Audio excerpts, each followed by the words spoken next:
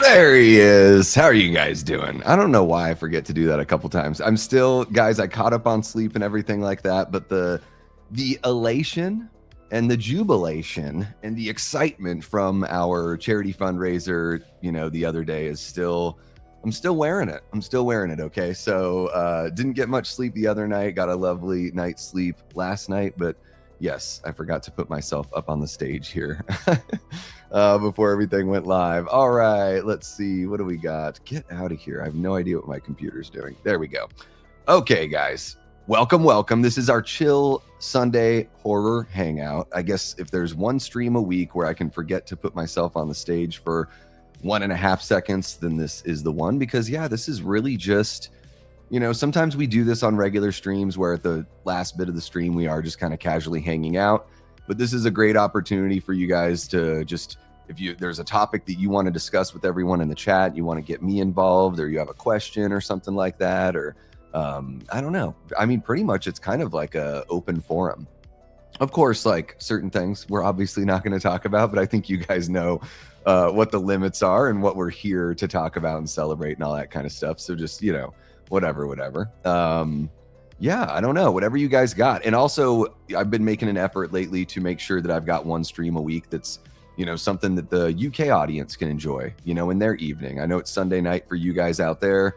It's just after 8 p.m. out in the UK across the pond. So, just trying to give people an opportunity from all over. We're fortunate enough to have an audience that is pretty wide. Like, I don't know where everyone's from, but I mean, we've had people from New Zealand, Australia, India, the Philippines, Japan, obviously Canada, not very exotic, but we love our Canadian neighbors. We do. Seriously, guys, we do. I don't know what's going on. I think the media is kind of trying to screw things up between us, Canada. So don't listen. Don't let the suits ruin what we have between us, Canada, because we really like you. And I think if you just partied with us, you'd see that you like us too, if you don't already. And I think there's plenty of Canadians that see through the crap. Anyways, UK folks, want to make sure that you guys have a little something for you as well. Of course, I'll single a few of you out. Gina, been a channel member, guys, for like 15, 16 months, however long it's been. I think as long as you can be a channel member here, she has been one. So, want to make sure that the people that have been there and been supportive and continue to be supportive have a little something. We got our boy Asha out there, across the pond as well. And then we've got buddies like, not saying he's going to jump in here, but we just have buddies out there like Barry from Wolfman's Got Nards. We got Darren from Only Sands and the Slaughtered Lamb. Of course, we got M from Horror Her over there. Shay from Shay Rants. Plenty of awesome content creators and friends out there in the UK too that you guys can go support if you don't already. Especially, guys, if you're living out in the UK and you like what we do here on the channel, if any of those channels you're not already following, and I'm probably missing some people, okay? So I'm not meaning to leave anybody out. But there are great content creators that are on your time, right? So you might be able to catch some more lives and, just another way to sort of weave into the community that like I've been so fortunate to be a part of. So yeah, just a little, and I know a lot of you guys, you probably know those. Who doesn't know Barry from Wolfman's Got Nards, right? I mean, he was one of my first, he and Lee from Drum Dums, Barry and Lee, they were the first two where I was like, whoa, wait a second. Not even just I can, like a person can go onto YouTube and talk about horror movies in this kind of depth. And there are other people out there that want to listen to this and talk about this too. It was like, no way. Because I felt like it was just me and a few of my friends that could talk about that kind of stuff. But hey, all that adds up, right? In every city across the world.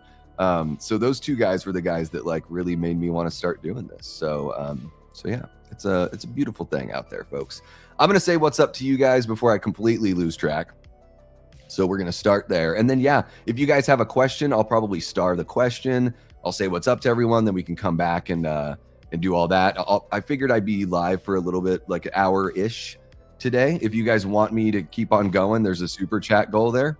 So if we get 5 super chats of $5 or more, I'll go for another hour. Guys, it is not required. My feelings won't be hurt. Super chat stuff is just extra stuff. The amount of support that you all show the channel is amazing, and it is enough. Showing up, hitting like, engaging with people in the community, that's the important stuff. So thank you guys so much for everything you do above and beyond that. It doesn't go unrecognized, and I refuse to stop recognizing it. How about that? I flat out refuse.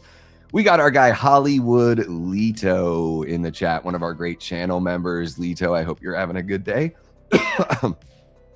Oh my gosh, I'm not choking up for no reason. I just ate a banana before going live, and I guess I need a sip of water. But I do love Lito. I'm just not trying to get choked up about saying hi to him. That's all. Lito, dude, our teams are doing pretty good. Are we headed for a pinstripe World Series between the New York Yankees and the Chicago Cubs? The Chicago Cubs. Wouldn't that be kind of fun? A pinstripe World Series. I don't know the last time that happened. I think the Yankees beat the Phillies. Oh, I think it was 09. Lito, maybe you can let me know. I think it was 09. The Yankees beat the Phillies in the World Series, and the Phillies have pinstripes sometimes. They're not as well remembered as I think the Cubbies and the Yankees are the teams that people think of. White Sox too, when it comes to the pennies. We got our guy Ryan Michael in the chat, one of our great channel members and a personal friend, my brother, Ryan Michael. Not really my brother, but I call him my brother because that's how much this guy's there for me. I got some great sleep, Ryan. Thank you so much. We got Lenny in the house. What's happening, Lenny? Another one of our great channel members, as well as Tia Nina. How are you doing, Tia? There he is. We got our guy Asha jumping in with a 5-pounder. Look at that. He says, hey, I can't stay, but here's a little something to start off the super chat goal.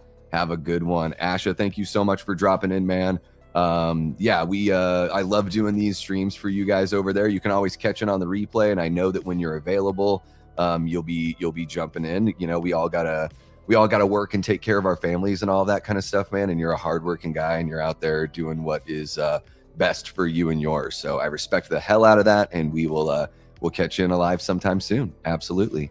Guys, we're going to do something really fun for Asha because, Evil Dead is coming up and he's requested some Evil Dead coverage on these UK streams. So usually we do the Chill Sunday Horror Hangout. There will be some agenda, popping up here on the, ramp up to Evil Dead Burn. So keep an eye out for that.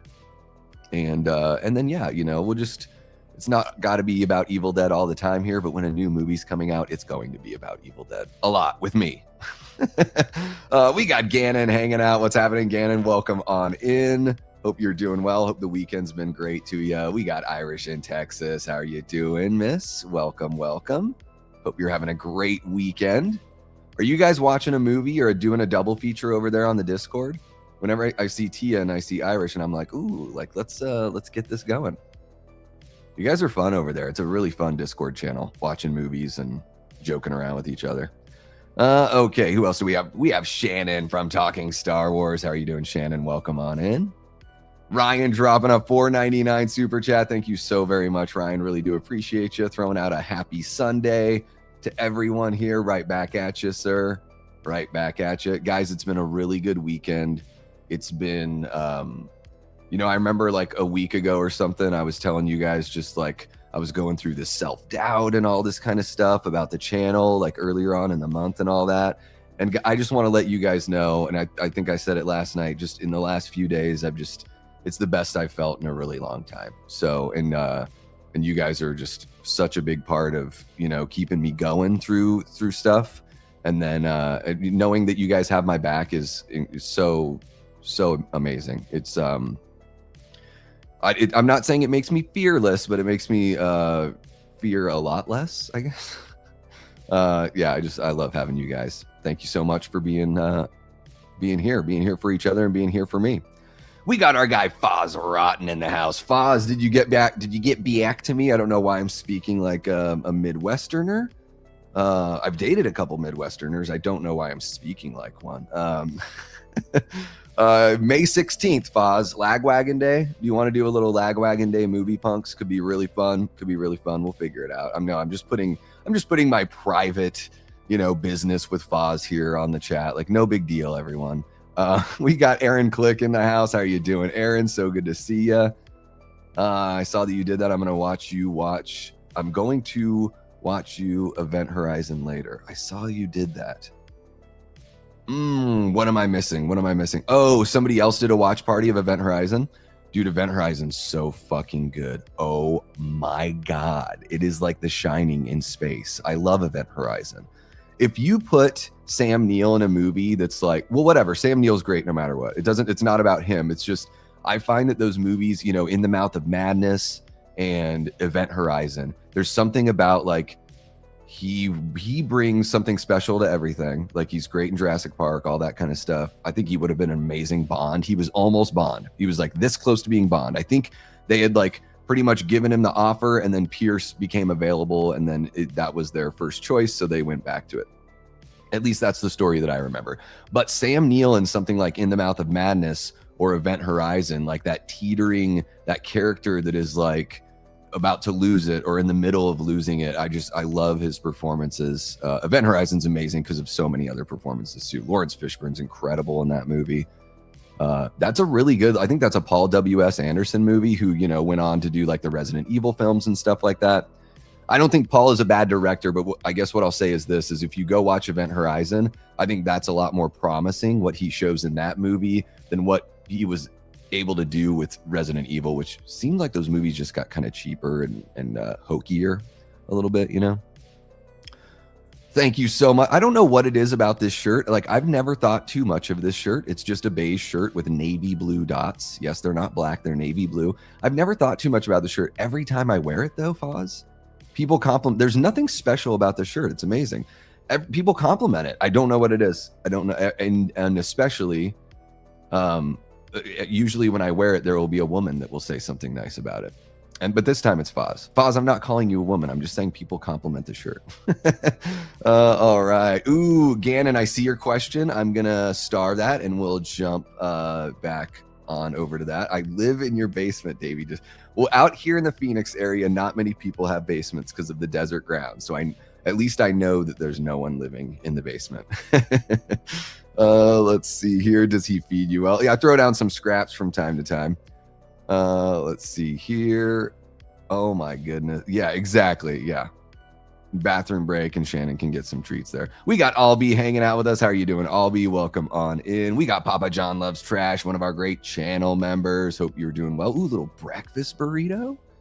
Nice, man. I got a little iced coffee here. I want a breakfast burrito. 2 bananas every day. Potassium helps prevent muscle cramps. It's true. It's a really good bananas. It's a good kind of sugar, right? We got Jamie jumping in. Let's see here. Hey, friends, just logging on. Missed the chat so far, but saw Hokum yesterday. Any others see it yet? Sadly, I didn't care for it. Not scary other than a few jump scares. Beautifully shot, though. Yeah, you know, I think I can't remember if I talked about this last night because I've only slept a couple hours. But yeah, you know, scary is that's kind of a dicey word for me because what might scare me may not scare somebody else. And then like, I genuinely don't know the last time a movie scared me. It was probably, honestly, guys, like the last movie that freaked me out was probably like Killer Clowns from Outer Space when I was 8 years old. You know, it was the Chiodos brothers effects were just so freaky to me at that age. But I can't really remember being like legitimately scared of a movie past maybe like 10 years old or something. Like I was fascinated with them, and yeah, they could make me feel that fear in the moment, but like scary, not really.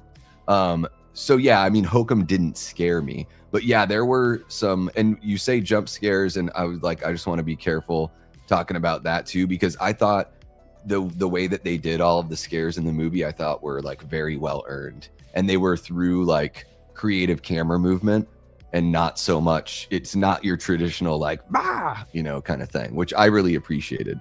And there were multiple moments where I got like chills that shot through my whole body. It felt like electricity shooting like down to my fingertips and down into my toes. Like the little frights that I got, you know, I guess you can call them scares. It doesn't, you know, so those literally shot through my body and I could feel them for seconds, like happening. It was something that would unveil over like 5 or 6 seconds.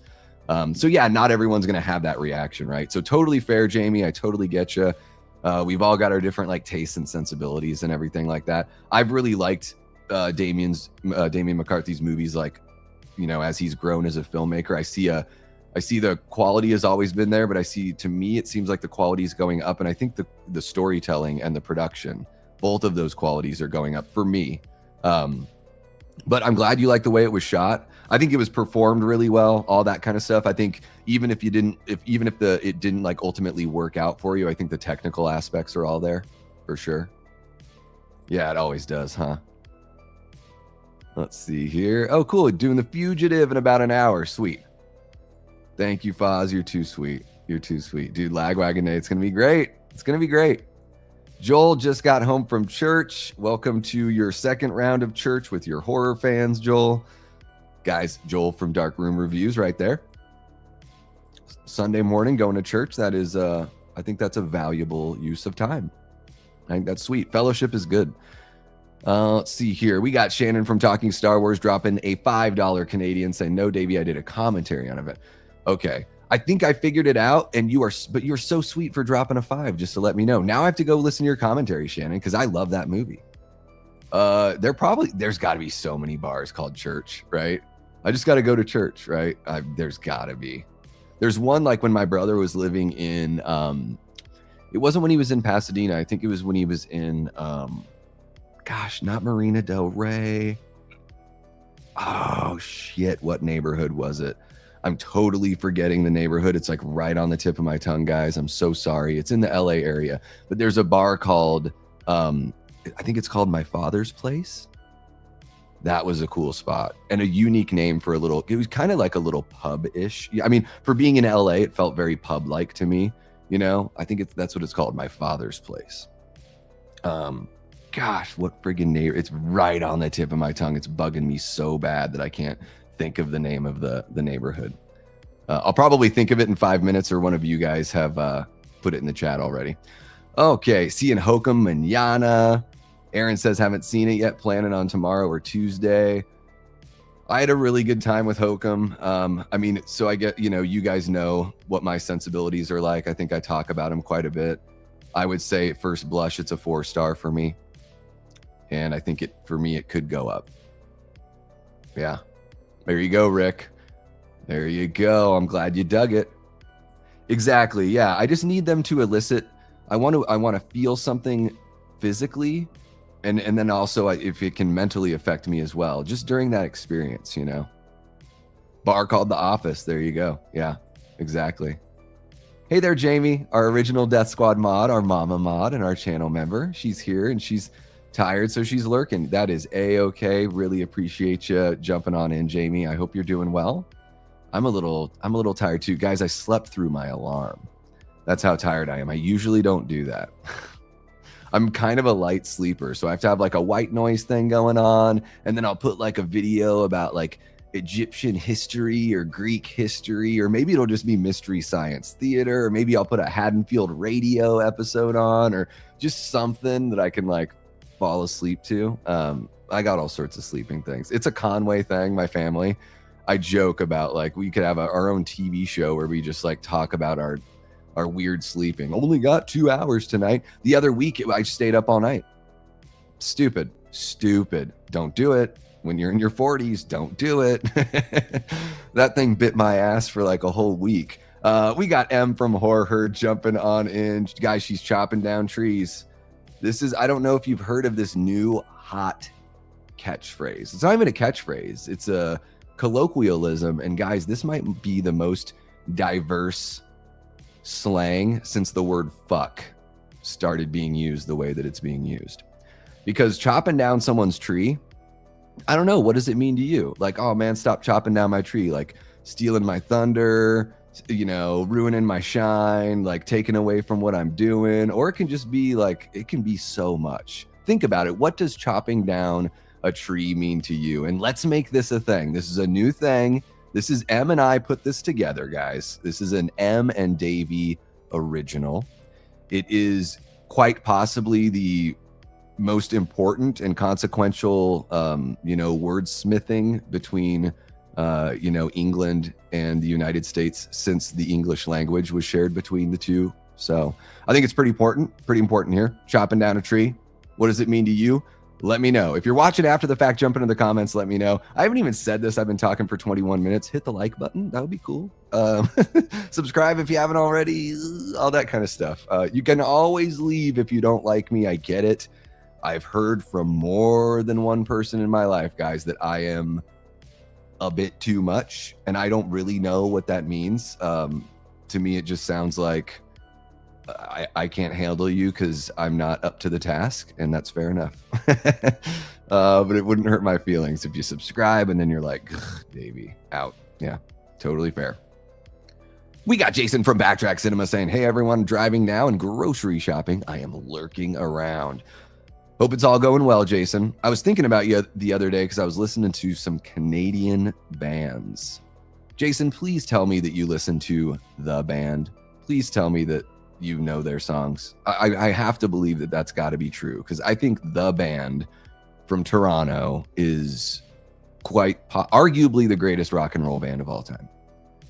So I hope every Canadian celebrates Robbie Robertson and the crew. It's really good. I did not like that first half. I did not like 28 Years Later from last summer. I thought the Bone Temple was amazing. So good. Yeah. So much better than the other one. All right, we got Jigsaw dropping in with a $5 super chat for a happy Sunday fun day. Thank you so much, Jiggy. Appreciate you. You rock. One of our great channel members right there.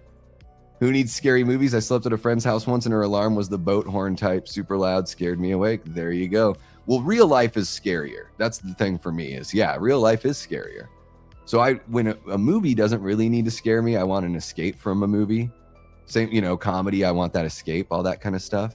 But yeah. Yeah, exactly. Don't chop down my tree. It can mean so much. It really can. Like, maybe like giving somebody a hard time. Oh, dude, so we were hanging out and I'm fucking chopping down his tree and he just like can't handle it at all. And when someone's chopping down your tree, the best way to get them back? Chop down their tree. Chop them right back. Chop them right back. We got Shannon jumping in with a $5 Canadian, says there's a restaurant near me called what? Suck Bang Bee? Is that what that says? That's what that says. I'm not like misreading it. Okay. There's a restaurant near me called Suck Bang Bee. Goal hit, by the way. YouTube won't let me say, oh, you mean bitch. Is that what you're saying? Yeah. They'll definitely on a super chat. They don't want you to, they assume that you're saying something mean. Yeah. No, I've tried to like use a swear word in a super chat, but in a rah-rah kind of way. The YouTube didn't understand the nuance. Yeah, we're not chopping down real trees. No, it's yeah, figuratively chopping down someone's tree. Oh my gosh, M. It is, yeah, you killing my boner? You chopping down my tree? What's going on? That is like pretty literal. That's some literal Lorena Bobbitt kind of stuff that we don't need to get into. Oh, suck, bang, blow. Okay, I don't know what. They wouldn't let you put blow.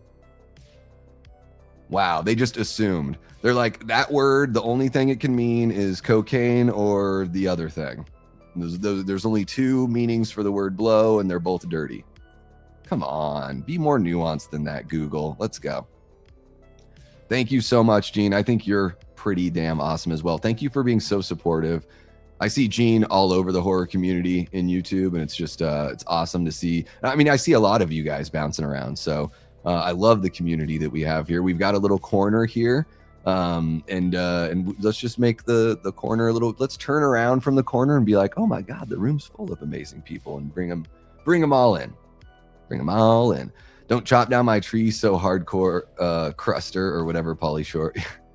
Don't chop it down my tree. That's probably what he'd say. Major Barkage. First time I conquered the night was during a church lock-in during my mid-teens. I'm in my 50s now, and I still often stay up all night when I have the day off. Nathan, I did that at a church thing when I was in, I think I was a junior in high school. Maybe I was a senior, and I took no-dos. We had a lock-in at a church. I took no-dos. I got up with the youth pastor on the stage, and we did an a cappella version. Like we did Ice Ice Baby a cappella, both of us together, the whole thing. It was like, I felt, because when I was in high school, I didn't drink, I didn't smoke weed, I didn't do any of that stuff. The first time I drank alcohol, I was 19. And the first time, and it was like in a, it was like hanging out with my family, that kind of thing. And then the first time I smoked, I was 21. So in high school, I was like taking a couple no-dos was like, to me, I felt so jacked up. And, you know, Jolt Cola and no-dos was like, that was my drug back then. Or Kick. I like that Kick drink. Kind of tastes more like Mountain Dew, and it's a very, very tasty flavor. But yeah, fun times. I think staying up all night can be really fun, but man, the older I get, like, I talk about feeling like you're on drugs. The next day, if you stay up all night, you're cracked out. Chopping down my tree. Yeah, it's pretty awesome, huh? What's happening, Ty? Lee says, I saw Hokum and thought it was fine, but had a little too much going on. Interesting. Okay. Yeah, I felt like I didn't feel that way. I really liked how, just in general, in his stories, the way he unveils the mystery, I think, and it's not unique to Hokum, it's every single one of his movies. I can't quite anticipate what the next step is, and I don't really know what's coming, but I'm so engaged. And as each thing is unveiled to me, it all makes sense. Like, I see the pieces of the puzzle coming together, but I'm still so curious right up until the end how it's really going to shake out. And again, that's a thing that works for me, and it might not work for everybody. But that's why when I talk about Damian McCarthy as a visual storyteller, you know, he puts it on the page and then he puts it into the camera. Like, I just, you know, if I could say one thing to him, I think he's, to me, one of the most interesting storytellers that we have going on in horror right now. And I can't wait to see what he does next. Let's see here. What do we got? Cosmic country band called the Auburns played at the record store on Friday, and they did an excellent cover of The Wait by the band. Hell yeah. Man, there's so many good songs. I've been watching a lot of that Last Waltz stuff lately. My favorite song from the band is not, I don't think it was a hit. It's a soul song, and it's sang by their bassist, Rick Danko. They're, you know, in the band, I think there's technically 3 of them do lead vocals. You know, Robbie's kind of singing backups, and then, you know, all of the vocalists back each other up, but usually I think it's, you know, the hits, it's usually Levon, I think, that's singing the hits, but I don't think he sang a majority of the song. So the drummer is singing like Up on Cripple Creek and The Wait, you know, but there's so much more to the band. But they have a song called It Makes No Difference, and it is one of the most beautiful songs I've ever heard in my life. Soul music is one of my favorite genres of music. I think my top 3, I would go punk rock, you know, anything that's in that punk realm, and then I'd go to soul from there, and then I'd probably go to metal as like a 3rd favorite. And yeah, the bass line that Rick plays in the song It Makes No Difference, combined with the incredibly like calculated but emotional and vulnerable vocal performance. And the recorded version is fine. There's nothing wrong with the recorded version in the studio, but check out the version from The Last Waltz. Look it up on YouTube. You can check it out there. It is one of, I don't know what it is. There's so much raw emotion, and there's so much like humility and frailty that's exposed in that song. And I think that that's one of the things about movies that music that really moves me, is just that when somebody captures a true feeling and a true emotion in a performance. So the performance is well written, but then also like the natural feeling is still there. It's incredibly powerful. That's why music will always be my first love. I adore film. I think there's something a bit more pure about music. You know, visual storytelling's a little, it's tougher. It takes more people. It's way more layered and complex. So it's not a dig at movies or film or anything like that. I just think that music, there's something about music that hits on like a very primordial jelly lizard brain kind of way, right? You know, the animals sing and we sing. It's the most basic, the most simple creatures. Well, not the most simple, but very small creatures sing and make music to communicate. So I just think there's something about it. I don't know. I'll stop talking about that now, guys. It's our Chill Sunday Hangout. I might just kind of sound like a hippie every now and then about something. Oh, you guys can please feel free to tell me to shut up if I'm going on too long. Let's see what we got. Holy cow. Jigsaw just gifted 5 memberships about 5 minutes ago. Jigsaw, thank you so very much. And guys, we did meet our super chat goal. You all are incredible. We're going to go for a second hour today. Again, I just can't tell you enough. The support you guys give in every single way is it's really moving. It's very, very moving. Let's see who got these gifted memberships, if YouTube will let me. Will YouTube let me? Okay, there we go.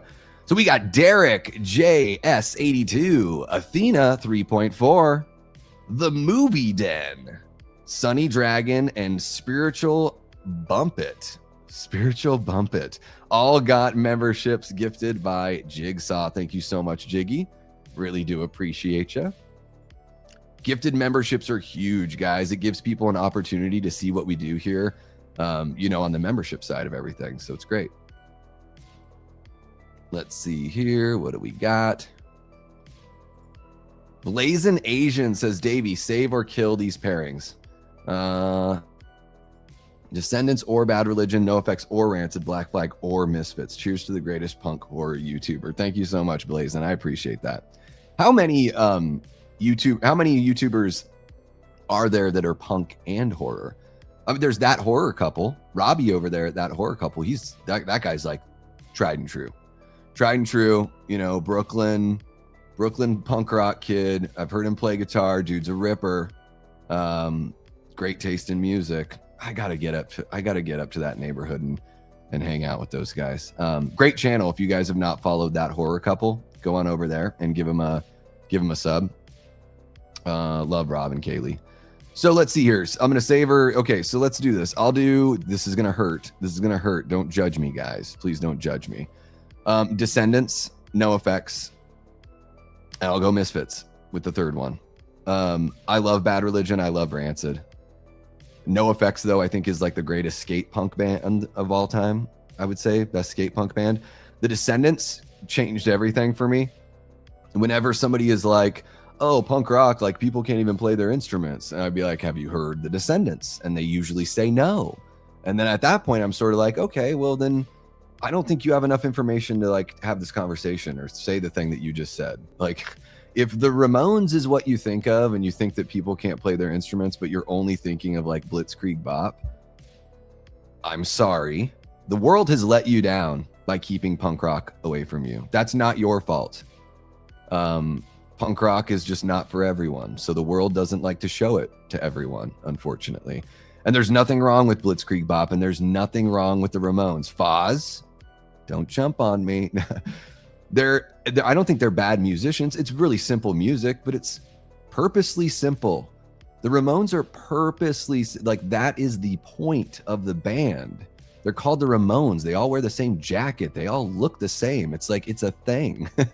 And then even when they did like End of the Century and Phil Spector produced that record, like they got kind of creative and weird and fun with it too. You know, they got a little Beach Boysy, as far as the Ramones are going to get Beach Boysy.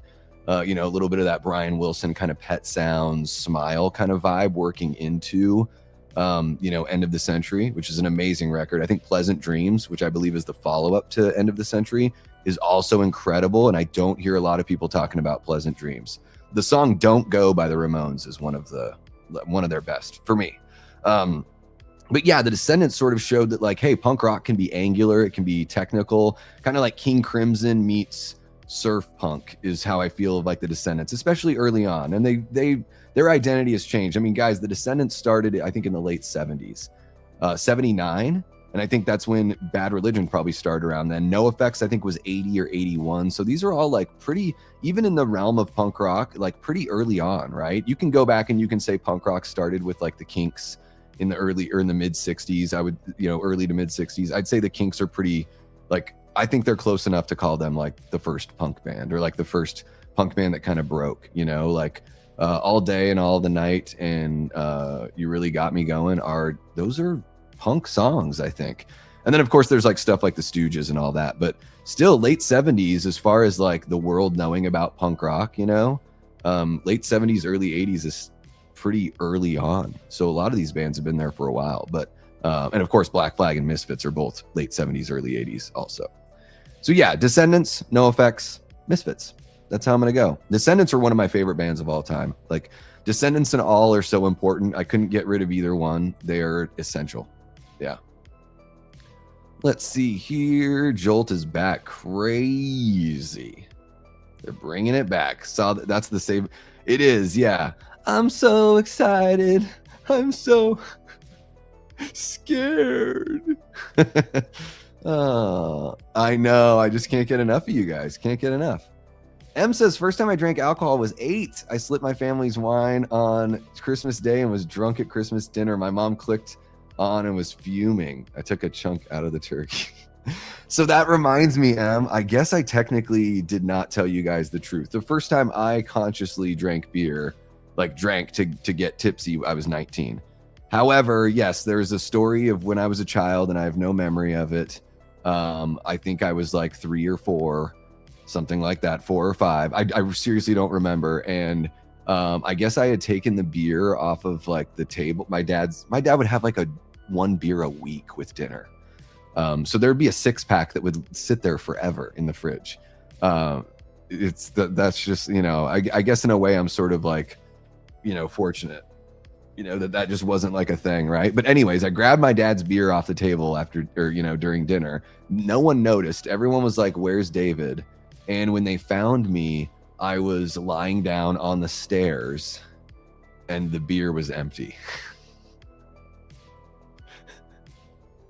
Signs of things to come? Unfortunately, yes. But guys, here in like 3 days is going to be 9 months of no alcohol for me. So how cool is that? 9 months straight, no alcohol. That's the biggest break I've taken since probably I was in my early 20s, something like that. So yes, thank you, Jigsaw. Really appreciate the support, man. You are awesome. And you guys are way too cool for supporting each other. Oh my gosh, Jason. Oh, I don't know if you've heard all the good. I don't know if you've heard all the good. But whatever, it is just taste. Maybe they're not hard enough for you. I can totally get that. They're not like a hard rock band at all. No. I love them so much. I really do. There's a live record of theirs called, what the heck is it called? Rock of Ages is the name. I know that's a play and everything like that. And I know that's a term that's been used. I think there's a Def Leppard song with that name. But yeah, there's a live. So The Last Waltz is great. It's awesome. Nothing, you know, that is the piece. But there's a live band record called Rock of Ages. It's like a double vinyl. It is so good. And it's got a lot of the deep cuts that are amazing songs that probably just never got the love, you know. Blues, rock, then metal. All right, there you go. Trying to catch up with you guys. Yes, Gene. Rest in peace to Bo Star. We did talk about him last night on the horror news stream. But yeah, guys, Bo Star from Halloween 4 and Halloween 5, he played Sheriff Meeker. You know, he was in episodes of like the A-Team and what was the other one? The Fall Guy, I think I saw. He was in Goodfellas. He was in Fletch, one of my favorite movies of all time. He's got a small role in Fletch, but there's this toughness that he's got. He plays a mechanic, and he plays like the straight man for Chevy to bounce off of and be really silly. But he's great. You know, he was an NFL player for the Jets back in the day. Then he went to the Canadian Football League. So I think that was like 60s and 70s. He was playing professional football on some sort of level. So, you know, 81 years old. I believe he passed away on April 24th. So the news just kind of took a little bit to get to everybody, which I totally understand. You know, the family should have that space. And yeah, guys, it's, you know, it's part of life. We're going to lose people. And at some point we're going to go too, you know? So whenever something like this happens, it's, you know, of course it's sad to hear and everything, but it's such a great opportunity to celebrate their life and what they did. And, you know, the contribution that they made with their work, or just the contribution they made, maybe doing some other things. So yeah, you know, it's, now when we watch these movies, you know, we'll be thinking about Donald. We'll be thinking about, you know, Bo now on 4 and 5. We've lost other people in the franchise as well. So just take a step back and appreciate what they've done, and maybe watch them in something that we've never seen them in before. So if you haven't watched Fletch, I think it's one of the funniest movies of all time. It's Chevy Chase at his peak, and Bo Star's in there for maybe 5 minutes, but it's a really good performance. Yeah, music is my number one. That's where I get goosebumps all the time, for sure. Favorite genres from Aaron Click. Number 1, post-punk. Number 2, punk. Number 3, goth. I realize they can be very Aaron, yeah. Well, and that's why I said punk rock and everything kind of in there, because I'm like, I to say like pop punk and then skate punk and then, no, post punk I do think is like different enough, like Fugazi. I would say if someone was like, Fugazi, are they a punk band? I'd be like, well, absolutely. And then if you want to be more accurate, you can say post punk, because what they're doing is a little more, I don't want to say obtuse, maybe a little more abstract. Maybe it's a little more obtuse, but they're not to say that Fugazi isn't catchy. It's a different way of being catchy. Melodies can be catchy. Sometimes it's the way you play your grooves. And I think with Fugazi, they found a way to take melodies that typically wouldn't sound catchy. And then the trick is the way they play them, that they find that any melody, you can find a way to make it catchy if you use it the right way. And I think that's one of the strong points of a lot of post-punk that I've heard. Isn't the animal music mainly used for mating? Very useful. Well, they also just communicate with each other. So I've been following those bald eagles in Big Bear that just had a couple eaglets. And the babies, man, they grow so quick. Their claws are huge already. And I think they're only a few weeks old. But I've been following the whole thing because, unfortunately, like sometimes it can be tough. Nature can be really difficult. I think it was like a year ago, there were some bald eagles that had some babies and the babies didn't make it. Like it's survival rates kind of crazy out there. This is an endangered species, or if they're technically not anymore, then they are still technically at risk, I believe. And I just think they're beautiful. And so I'm personally invested in seeing that these little eagles get the chance to reach maturity. I just think like it's been an interesting time in my life, and it's been nice to be able to watch something like that. So anyways, the parents, they communicate with each other, not just with mating. It's very much like, one of them will watch the babies, the other one goes to hunt. Like they take turns doing all that stuff. Sometimes they patrol, because the ravens, when the babies were very small, the ravens are scavengers and they're crafty, and they're going to try to mess with that family. So there's patrolling, there's hunting. Both parents take part in both of those things. And as they approach or whatever, they make sounds. And when they land, they make little sounds to each other. And to me, honestly, it really is like talking. But yeah, I mean, absolutely. Like we all use our voices to try to get a little, you got to get that good. You're not going to get the good being silence. You can't do that, Iris. So can't do that. You gotta use your voice there. Yeah, they're great. Just a really natural, everything about them so natural. I mean, I don't know where Kaylee grew up. I'm sure when I had them on the show, I'm sure she said so, but it was a little bit ago.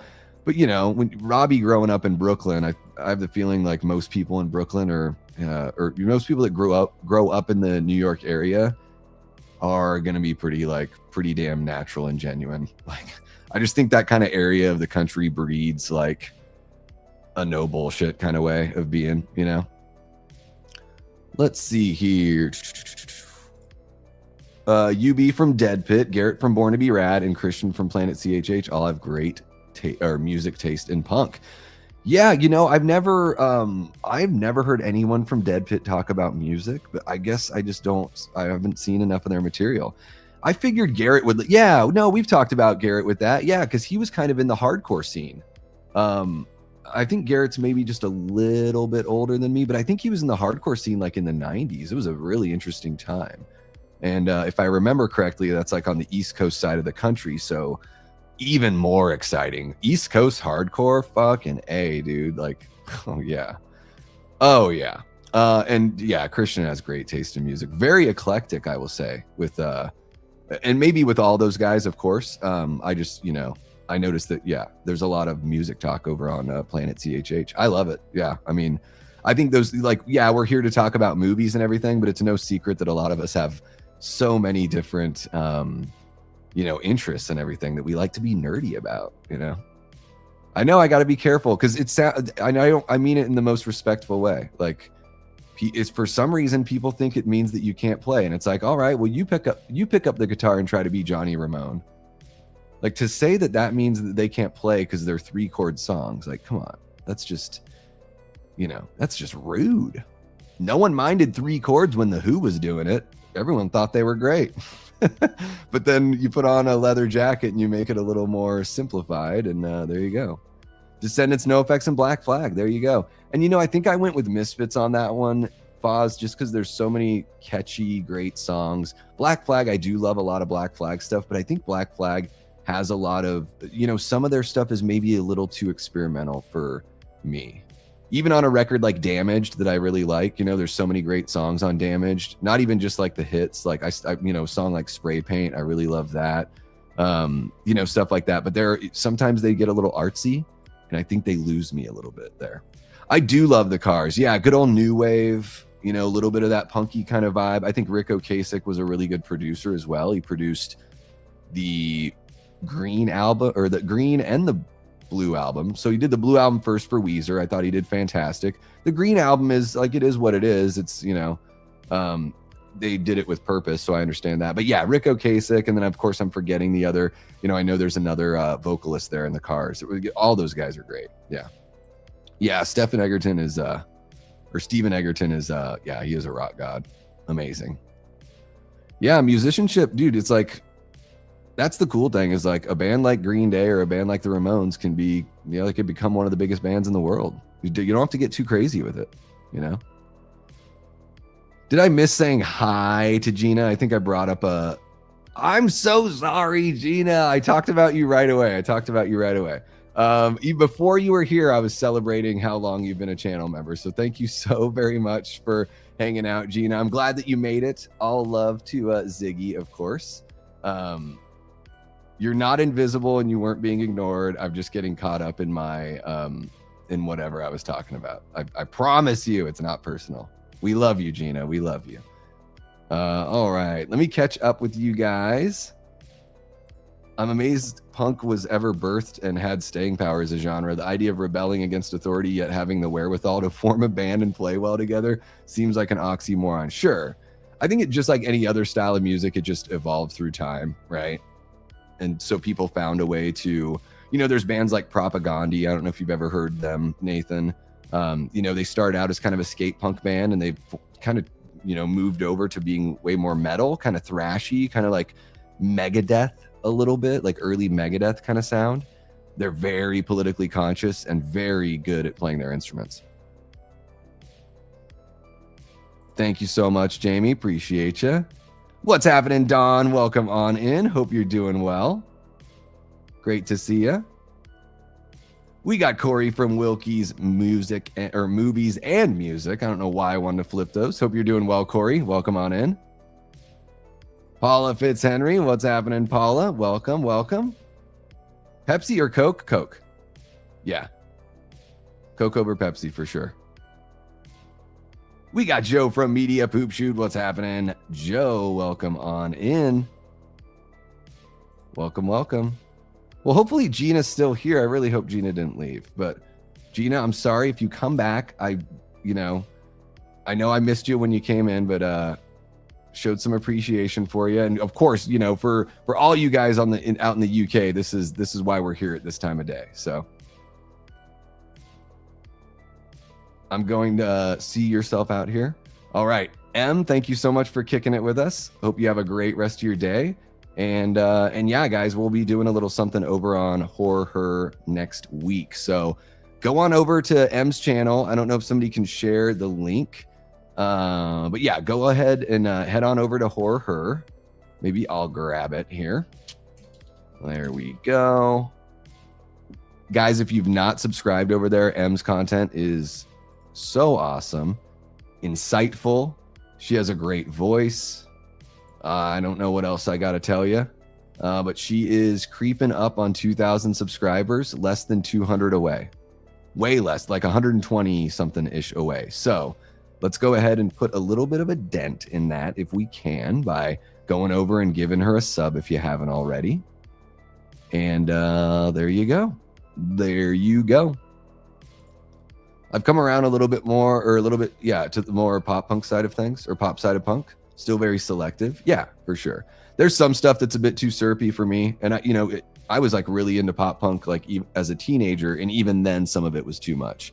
Like I never got into stuff like Unwritten Law, you know, like Blink lost me once they like once it started to just become silly on MTV. Yeah, there's like certain kinds of pop punk that for whatever reason don't do it for me, and then others where I'm like, I'm really into it. And then I found later it's like the power pop side I'm really enjoying. Like the Beths are like this power pop garage kind of band, and I don't know what it is. The sound is amazing. Ever read a headline about the death of a celebrity you thought had already died long ago? That's always a shock. I don't know if I ever have, but I've gotten to the point now in my life where I'm like, wait a minute, did that person pass away? Or is it some sort of Mandela effect? Like there's a lot of them stacking up, right? So I definitely get there where I'm like, wait a minute. Like I'll see an actor in a movie, or I'll be talking about him on a stream, and I'll be like, have they passed away? I don't even know. Gina, I'm so happy you're still here. I know you're giving me a hard time, but I also understand that it can be frustrating. You know, you've been supporting me for a long time, and I want you to know that I would never.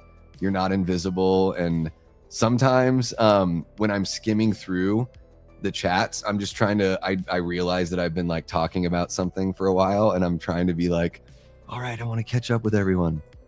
Derek, welcome on in. Derek's one of our new channel members from the membership that was gifted by Jigsaw. Welcome on in, Derek. I would imagine, I'm not sure if you've ever seen anything on the channel. I hope that if they gave you a membership, it means that you've been here to like check out a replay, or maybe you've hung out but not put anything in the chat. Just wanted to welcome you in, man.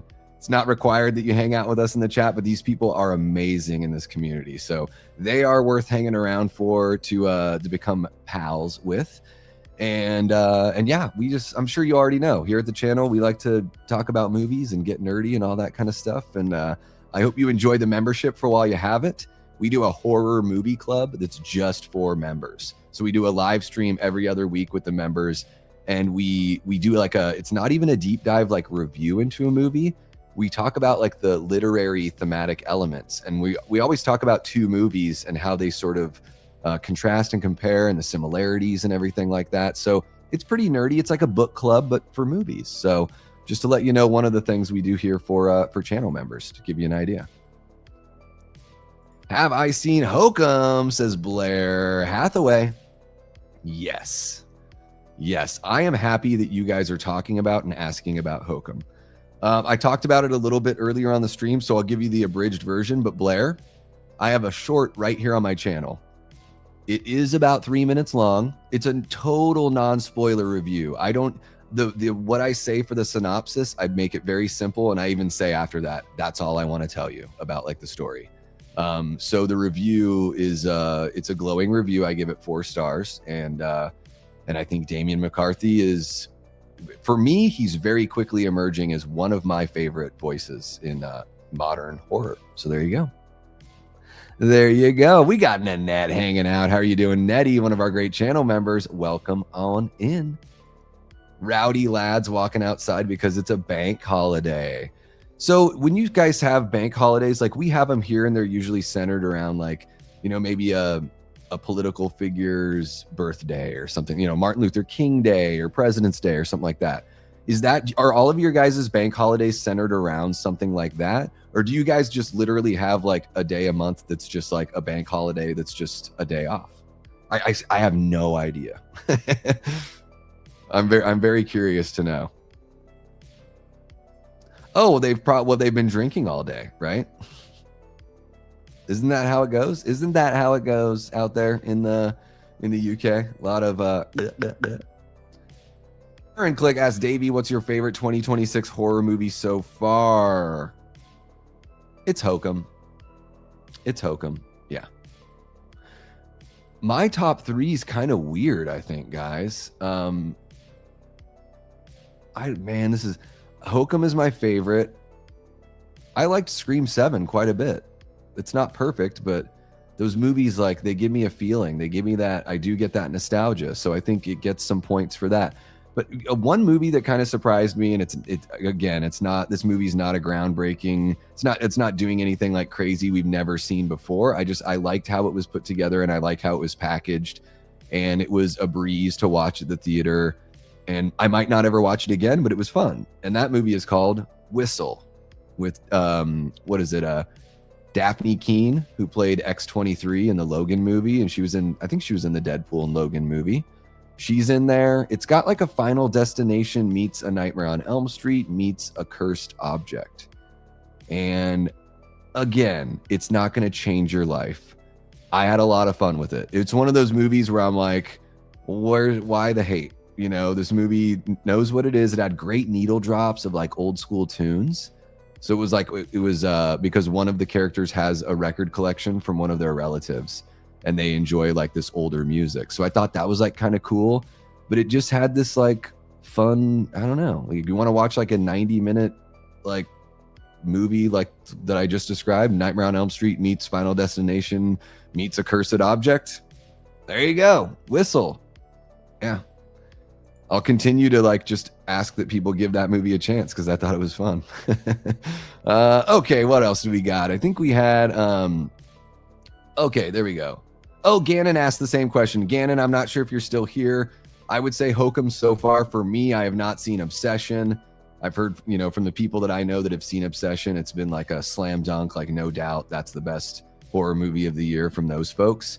So, you know, I'm trying to just sort of, I didn't watch the second trailer for Obsession. I know roundabout what it's about, and I really enjoy Curry Barker's short films that he's, you know, has on his YouTube channel. So Obsession could be it. That could be the replacer for best movie. But right now, best horror for me is going to be Hokum. What's happening, Jeff? How are you doing? Saying what's up, Davey and company, on this beautiful Sunday afternoon. That is right. Yes, we got Just Jacoby hanging out. How are you doing, Just Jacoby?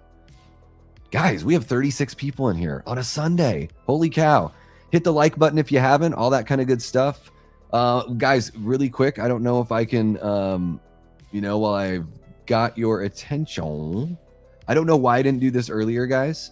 I'm going to place the link for the fundraiser. We still have, guys, the website is still open for the St. Mary's fundraiser. And if you don't know what that is, we did a marathon the other day, raising money for St. Mary's Food Bank here in the Phoenix area. They're the world's first food bank. They opened up in 1967 with a donation of a building and $5,000 from the St. Mary's Church.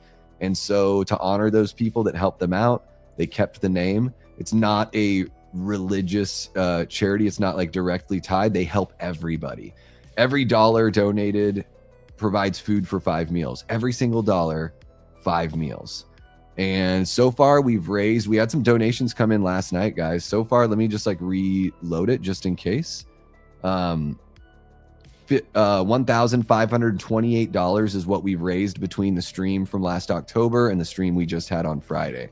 So you guys are amazing for supporting these people, for supporting, and you know, it's not supporting the food bank. It's for, oh my goodness. I'm so sorry, guys. I'm getting so mad at my computer. Okay. I'm just trying to post the link while talking to you guys, and I'm having trouble with the keyboard. It's a user error. I'll be honest. I'll blame myself. You guys are so amazing to have raised over $1,500. It's a huge impact. It's over, like, guys, we're at the point now where it's like 8,000 meals.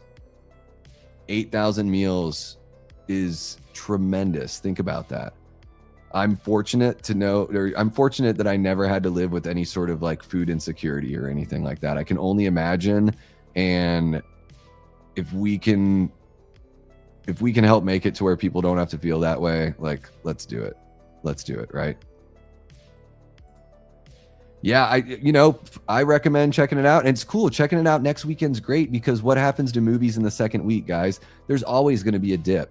So there's no like gotta see it that first week. It's especially as horror fans, if you're interested in seeing the movie and you know you're gonna go see it, nothing wrong with having to wait a week. It gives it a little more stay power, and ultimately like could be good for the movie. So yeah, the Mummy like could be right there in that top 3. I'm just gonna give the nod to Whistle because I just had so much fun, and I've always thought that Daphne Keene's a really good actress. I would love to see her have some more opportunity. Like, I thought she was very charismatic in Logan. I was like, damn, that's a tough role for a kid. I don't know how old she was, 11, or I don't know how old she was. She was very charismatic. Like, that's a tough like visceral performance, you know, for a child to understand what that character needs to be. So yeah, I just give Whistle a little bit of the edge there, but yeah, The Mummy is pretty fun. Bank holidays or public holidays like Christmas and Easter and a few others. No clue what this one. May Day is for the one at the end of May and the end of August. Yeah, because we do ours like we have there's like Veterans Day for the military vets, Memorial Day that's specifically for like, you know, the military that we have lost and their families, you know, all the military it's for the people that served, including the family. You know, I think in a sense the families serve too, right? So yeah, that's what we've got over here. And then of course some of the birthdays and stuff like that. Okay, I was just curious. I didn't know if it was similar to what we do here where you tie it to something historical. That's what I'd imagine most countries do. Ordered a couple movies from Walmart and I was wondering if you like the movies, if you've seen them. End of Days in the Ninth Gate. I saw End of Days in the theater. Jamie, don't sue me. Jamie, don't sue me. End of Days, I saw that in the theater. I liked it. Cheesy, but I liked it. Arnold having like a literal come to Jesus moment in a movie where he's battling demons. Pretty good. Or battling the devil. I dig it. Ninth Gate, Nanette. I haven't seen the Ninth Gate. That's the movie. That's Johnny Depp, right? Where he's researching some sort of supernatural religious text, I believe. I can like picture images, flashes from the trailer. But I've not seen the movie. Is it good? I would imagine it's got to be pretty fun, right? Okay, guess I got to check out Ninth Gate. I do like Johnny Depp quite a bit. I mean, I think he's an incredible talent for sure. Glad to see him coming back to doing stuff. You know, him appearing at CinemaCon for the Scrooge thing, for the Christmas Carol thing.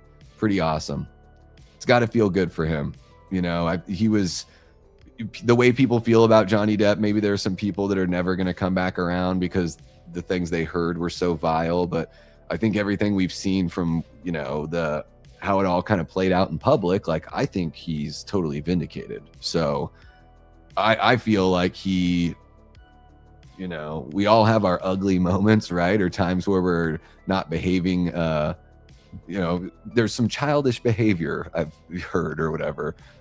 Through watching that stuff. But it's like, I mean, when you're reacting to the person he was dealing with, you know, I'm happy for Johnny. Like, I want to see him come back, and I want to see him come back in a big way. And when I say big way, you know what I'm talking about?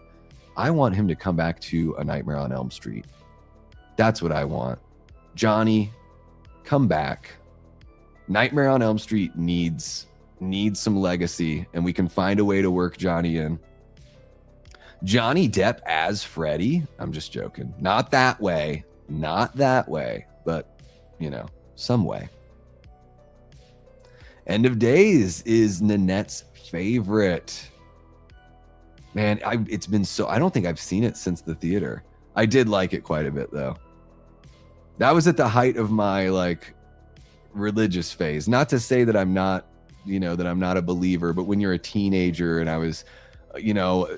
I grew up Catholic, guys, so I was going to church with my family. I was going to my own youth group, but then I had friends that were non-denominational, and I loved their, like, the worship and stuff that they would do. And I had a lot of friends that were in that group, so I would go to non-denominational youth group as well and like intermingle in multiple, you know. I was the ambassador back then in my late teens. But yeah, End of Days there is a, you know, it's not like smacking you in the head the whole time, but there's a religious message. And so, yeah, as a teenager, I was like definitely extra connecting to that kind of stuff.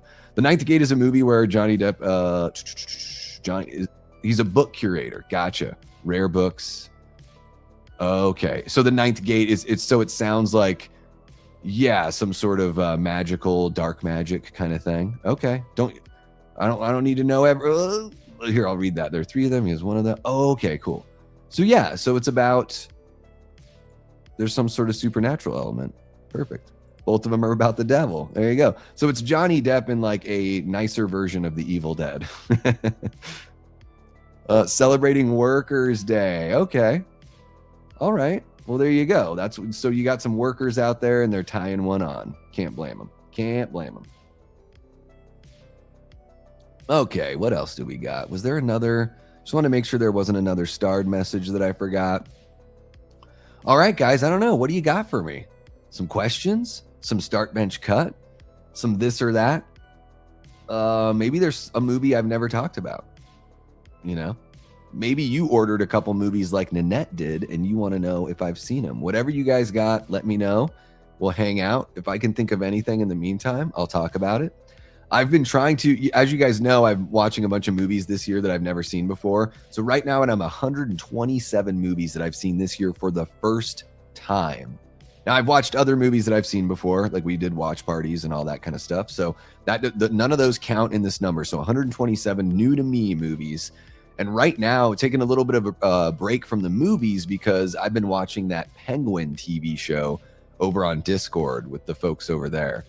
And oh my gosh, it's been so damn good. I mean, obviously, like Colin Farrell, we all know that he looks amazing in the makeup. The makeup is maybe the best I've ever seen in my life. As far as like, I try to see Colin Farrell in that character. I try to look in those eyes and see the beautiful leprechaun of a man that we all know. But man, this makeup and the scowl he wears and that fucking accent is incredible. I have no doubt that Colin has been working. I mean, there's no way you can have accents like that. Like, very few people can just pull that out of their ass without an acting coach. And I think like the good actors and everything, they continue to work with people as they go on. You know, I don't think the good actors ever feel like, oh, I'm done learning. I'll just keep on making movies and I'll just teach myself. Because man, his performance in this Penguin show, I just don't know how anyone could win an award against that. You know, if you ever got nominated for anything, you know, I would imagine he's already won for that first season. But yeah, taking a little bit of break from watching movies, but watching that Penguin show. And then more recently, like, let me show you guys what I've been, or I won't show you, I'll just say, so recently I watched, Mindhunters and Fear.com. I watched those oh gosh, it's been over a week. Or it's been a week, yeah. So Mindhunters, I thought was pretty fun. Like, it's based on it's loosely based on an Agatha Christie story, which is, what is it called? I can't even remember the name of the story right now.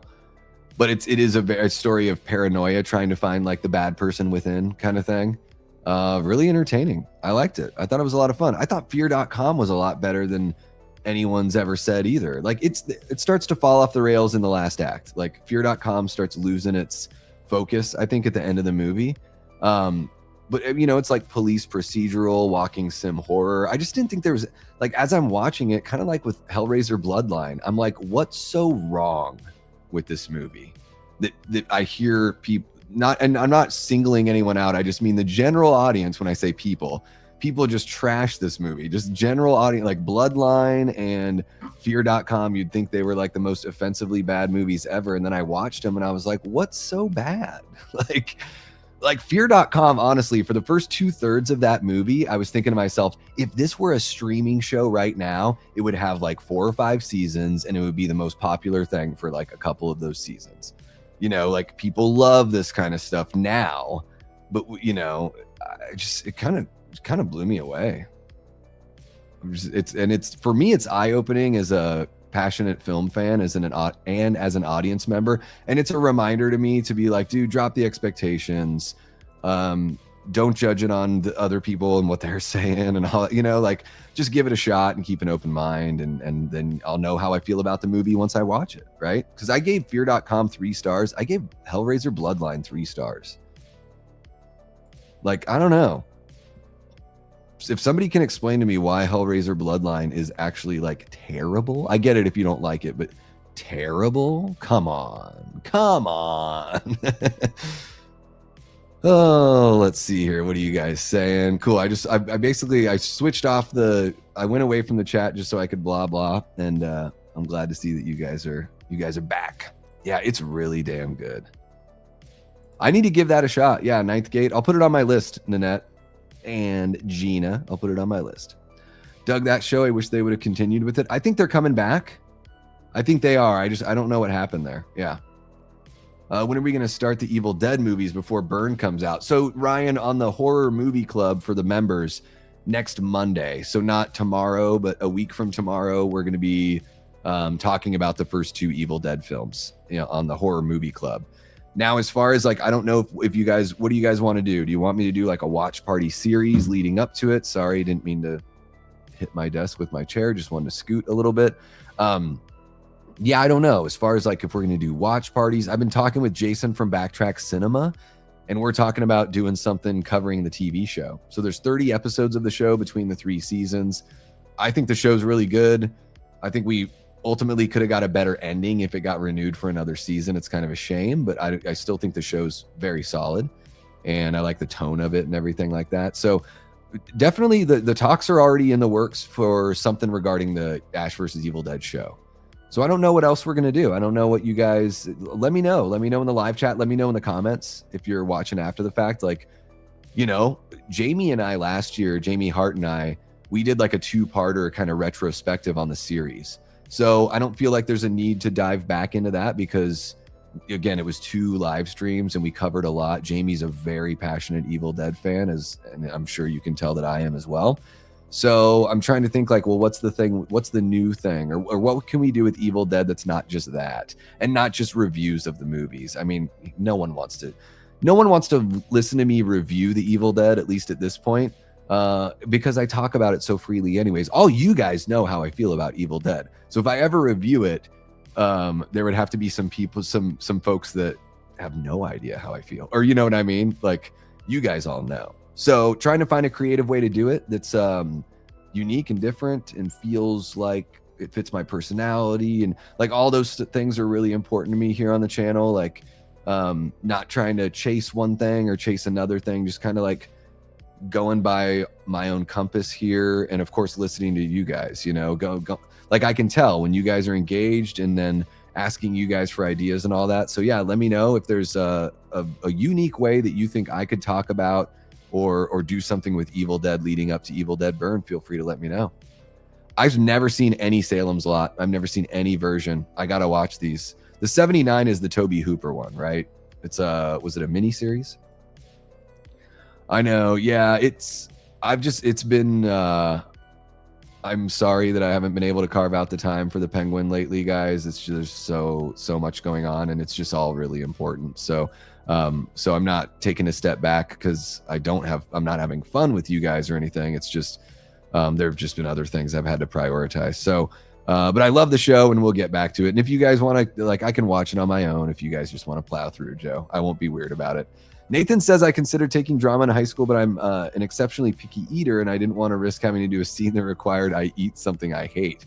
Well, and they could probably fake it, right? Even if it's something you hate, they just give you something else that you actually like. And if you're on a stage, who's really going to see, right? No one's going to know. Oh, sweet. I'll put it on my list for sure, Nanette. Yeah, because I put those movies on my list, and then we watch them over in the Discord. I weighed the risk of having to eat food I don't like against the potential opportunity of kissing co-stars, and my fear of certain foods won. All right. Director's 110 minutes long cut of Bloodline is solid. See, and I just watched the regular, I don't know. I watched whatever version was on like Tubi or whatever it is. And I thought it was good. Like, I'd never understood. I was sitting there watching it being like, what? Like, people say, oh, it's like Hellraiser in space. Well, for part of it, 20% of the movie, like, I don't know, there's a lot more going on in that movie than Pinhead in space. Like, that's reducing it to a shockingly low degree. Yeah, I think, dude, I'm not gonna sit there and like tell people it's amazing, but if people are, I would love to know what hardcore Hellraiser fans like really feel. I don't know if I've ever dove in and like found that out, because it just seems like the casual response is that it's shit.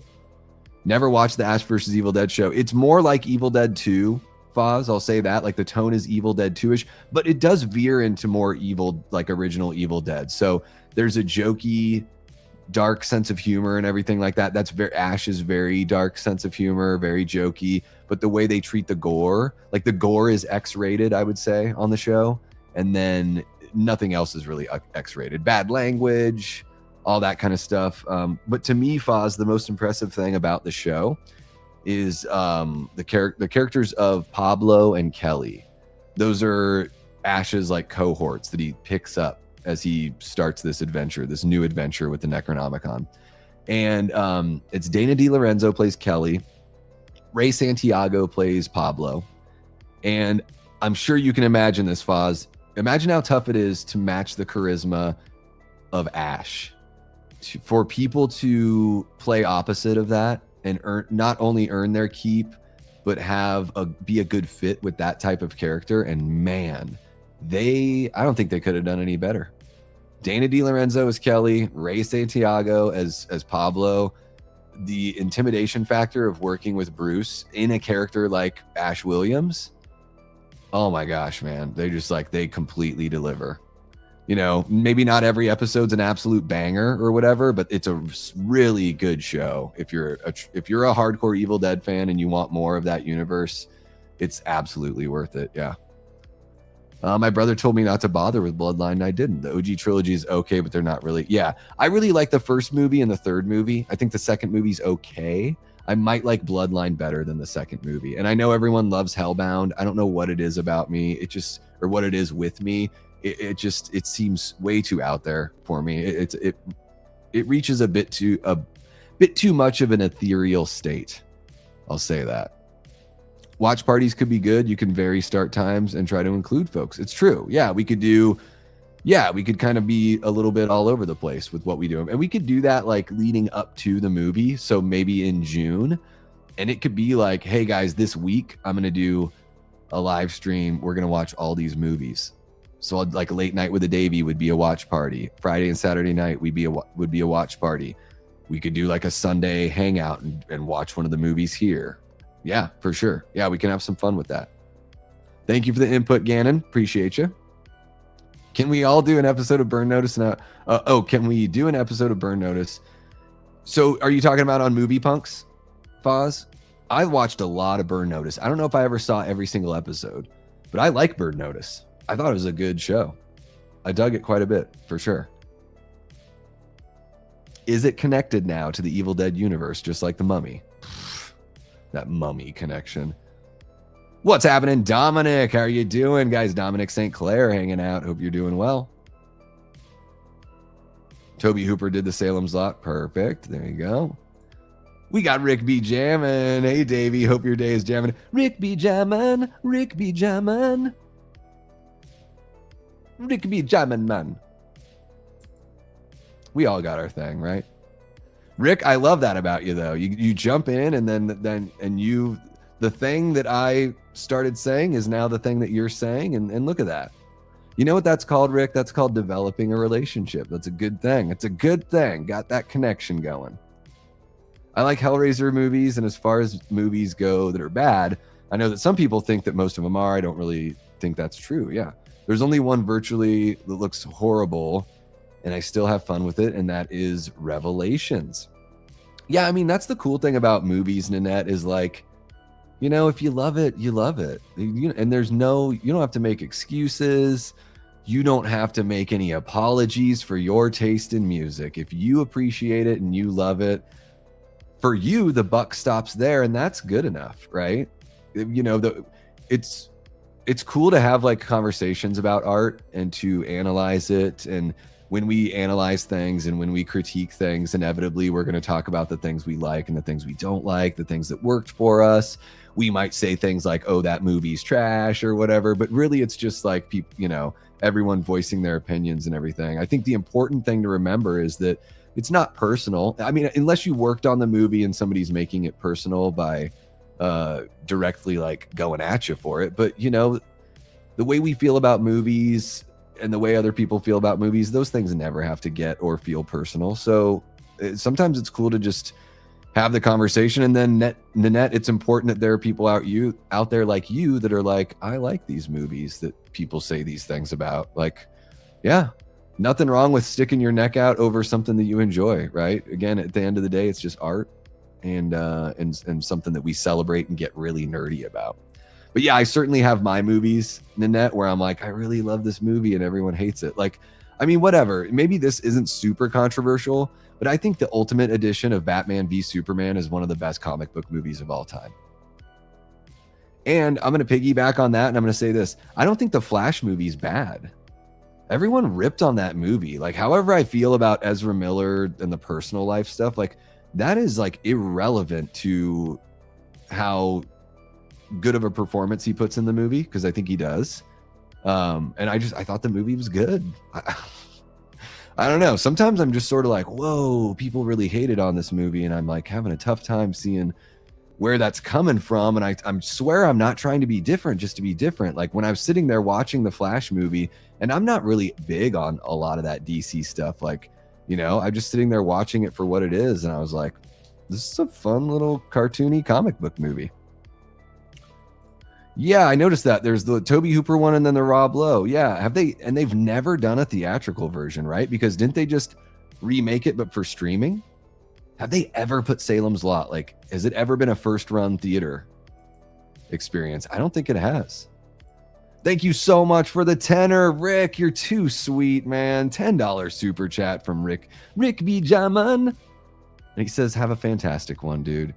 The fact that you guys, you know, whenever I see a super chat and all you guys want to do is say something really nice, it's sweet enough to drop a super chat. Like, the gesture is so sweet. And then when it really is like, you just want to say something nice, or some people don't even want to say anything at all. It's just, you know, very, very kind. I appreciate you so much, Rick. I hope you have an awesome rest of your day. I hope the weekend is killer. No Sunday scaries, nothing like that. I hope that, hope you're having a great one, and hope that you are well. And of course, all your loved ones also. We're in the thick of the second quarter of 2026 already, guys. How crazy is that? I hope 2026 is treating everyone so well. And as we, you know, coming into the beginning of May, I think for a lot of people, it's like the weather has been going through this change. There's this, you know, stuff is starting to feel like new. Everyone's getting excited for the summer and the barbecues and the vacations and getting on the water, going to the beach, maybe, you know, driving somewhere you've never been before with your family, or maybe just going alone or going with a buddy because you just want something completely different. Like, we're entering the time of the year where it's like, you know, the exploratory time of the year. And we have a bunch of really good movies coming up. So there's a lot to be thankful for, and a lot to like supercharge us as we, you know, launch into this next part of the year. So thank you so much, Rick. I really do appreciate you. And I hope that you're having a good one, man. Somebody's probably answered this for you. I'm going to see. No. So Burn Notice is about a CIA agent, I believe, like a secret agent that has been burned, which what that means is that basically it's been put out there that he is a traitor and that anyone can take him out. Now, that was made falsely. Evidence was doctored up to make it look like he had done something against his own people or against the government or something like that. So it's totally erroneous. But once the burn notice happens, the only way to get rid of it is for him to get definitive proof and like bring it to the head of the CIA or whatever it is. So the whole show is about him, you know, since he's a former secret agent, he can change his appearance a little bit. He can like put on accents or put on a different way of carrying himself to sort of intermix with some of the criminal elements in the Miami area, because he's trying to find all of the proof. He's trying to solve his story, but he's also helping other people with their own personal situations, a la Incredible Hulk and a lot of those 70s shows where every episode you're like helping somebody that's downtrodden, but he's also working to clear his name. And Bruce Campbell plays one of his closest confidants. So Bruce is in the show quite a bit. And Bruce is kind of like his weapons and like a tactical and a plan kind of guy. Like they worked together in the past. Bruce's character, Sam, completely trusts this main character. There's a former girlfriend of the main character that, you know, they have a little bit of a will they, won't they thing, but she's honest and true and helps him as well. It's a fun show. It's a USA show, so it's very it's not like sleazy, but it's like, don't expect it to be like super serious and gritty. Like, it's a fun show. I'll never watch that Tom Cruise mummy. Yeah, because I saw Suicide Squad, the first one, and it looked like the same like smoky, sexy woman like dancing like a snake coming out of a pot. Like, Yeah, I don't ever like this is just no thank you. I think like not a female mummy could be scary as shit. It's the whole like smoky dancey thing that's just sort of like, is this a mummy? I don't want to see any mummy act like that, man or woman. I don't no dancing or gyrating from a mummy. Like just shimmy around like a mummy. Oh, The Sexy Mummy starring Tom Cruise. She's hot. She's bandaged. She's bad for your teeth. No. Candyman's daughter. We got Nathan saying, ever seen a flick you were mockingly ashamed of yourself for liking or for finding you liked? Like that movie was better than it had any right to be, and I can't believe I liked it. Oh my gosh, all the time. Not can't believe a lot of times I see a movie and I'm like, that's so much better than it had any right to be. I always try to give every movie the benefit of the doubt. Like even going into Bloodline, I wasn't sitting there being like, oh, I'm going to be miserable because I bet this movie sucks. It was just more like, I've only seen 3 of these movies and I've heard a lot of them are not good. So yeah, I guess you could put Bloodline on that list. I mean, even like Queens of the Dead from Tina Romero, we were talking about that. We've talked about it a couple times. Small independent film, IFC, small, theatrical run. Her first movie she's ever directed. She co-wrote the movie. Both writers are first time writing a screenplay. And I didn't expect it to be bad or anything, but it's Romero's daughter. You think like, did she just get the job because she's Romero's daughter? Like, is this going to be just kind of flat? Is it going to be incompetent? Like, what's this movie going to be like? And Queens of the Dead to me is a 4-star movie. It just kind of blew me away. And if that were my first movie, I would be fucking jazzed. So that's one of those as well. A Christmas Story Christmas, I think is what it's called. Was released 3 or 4 years ago. It's a direct legacy sequel to the original A Christmas Story. And I was really hoping it was going to be good because Peter Billingsley came back.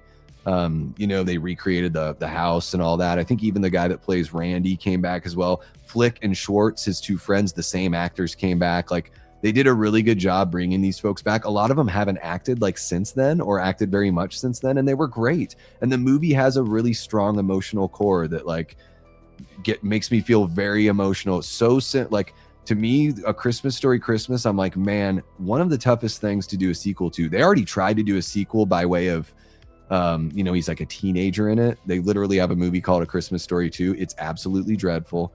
Don't waste your time. A Christmas Story Christmas. I think that's the name of the film, the one that I'm talking about. So good. So good. It has one of my favorite lines of dialogue, guys. So favorite, in fact, that I always have it pulled up here on my computer as a reminder, because I think it's one of the most, like, when I heard this line of dialogue, I thought to myself, I have had this feeling and I could not articulate what that feeling was, but this feeling has now been articulated in a film, and now I can better express myself because of somebody else's art. And I think that's like the most awesome thing about, being a fan of movies, being a fan of music. It's these people are expressing themselves and creating something from it. And sometimes their creations can allow us to express ourselves better. So that's the power of, storytelling and art and communication. And the line of dialogue that always sticks with me, I've got it right here. Ralphie in the movie, he's grown up. He's been trying to be an author for a really long time, and he just hasn't found his thing. He's been trying to write these stories that were like the stories he wrote when he was a kid. And I think throughout the course of the movie, one of the things he's learning is that he needs to write what he knows and write about his life. And he says in the movie, quote, "It wasn't the lack of success that bothered me. It was the sting that laid in the belief that I still had something meaningful to say." So it's like he's not bugged that he didn't reach these high levels. It's like he just feels, man, I know that there's something in me that I need to get out. And that's what hurts most. It's not lack of fame, lack of money, whatever success means to you. I think it means something. It should mean something different to every single person, the word success. But just the fact that he's like, I just know there's something in me.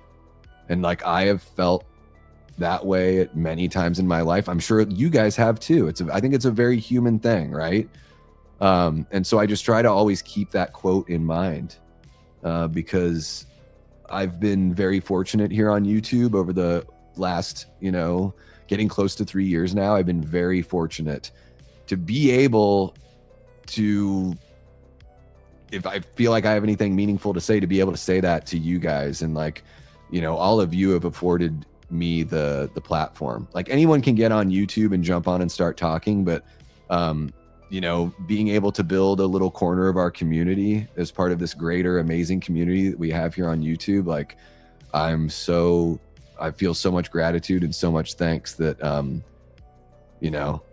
I don't have to worry about that sting. I'm always going to have something more to say, but I don't have to worry about that sting that I have something meaningful and I've got no way to say it, because you guys have, provided me that opportunity. So thank you so very much. Yeah, I thought The Flash was pretty damn fun. We got Evil Alex jumping on in. What's happening, Alex? Great to see you, man. Hope you are doing well. Guys, we'll be live for about another half hour or so. If you got any questions or anything you want me to talk about, don't worry at all. Michael Weston, he used to be a spy until. Yeah, it's pretty good. I'd say, yeah, if you like something like Alias, you'd probably like Burn Notice. The intro to the Tom Cruise Mummy is a legit good Uncharted type film, but then they find the mummy and the film goes down the shitter. Yeah, it's too bad. Don't want Megan doing the mummy doing the Megan dance. It was weird. Yeah. Like, guess what? I'm not going to be scared of the villain that is belly dancing towards me. So if you're trying to be sexy and you're a villain, maybe not.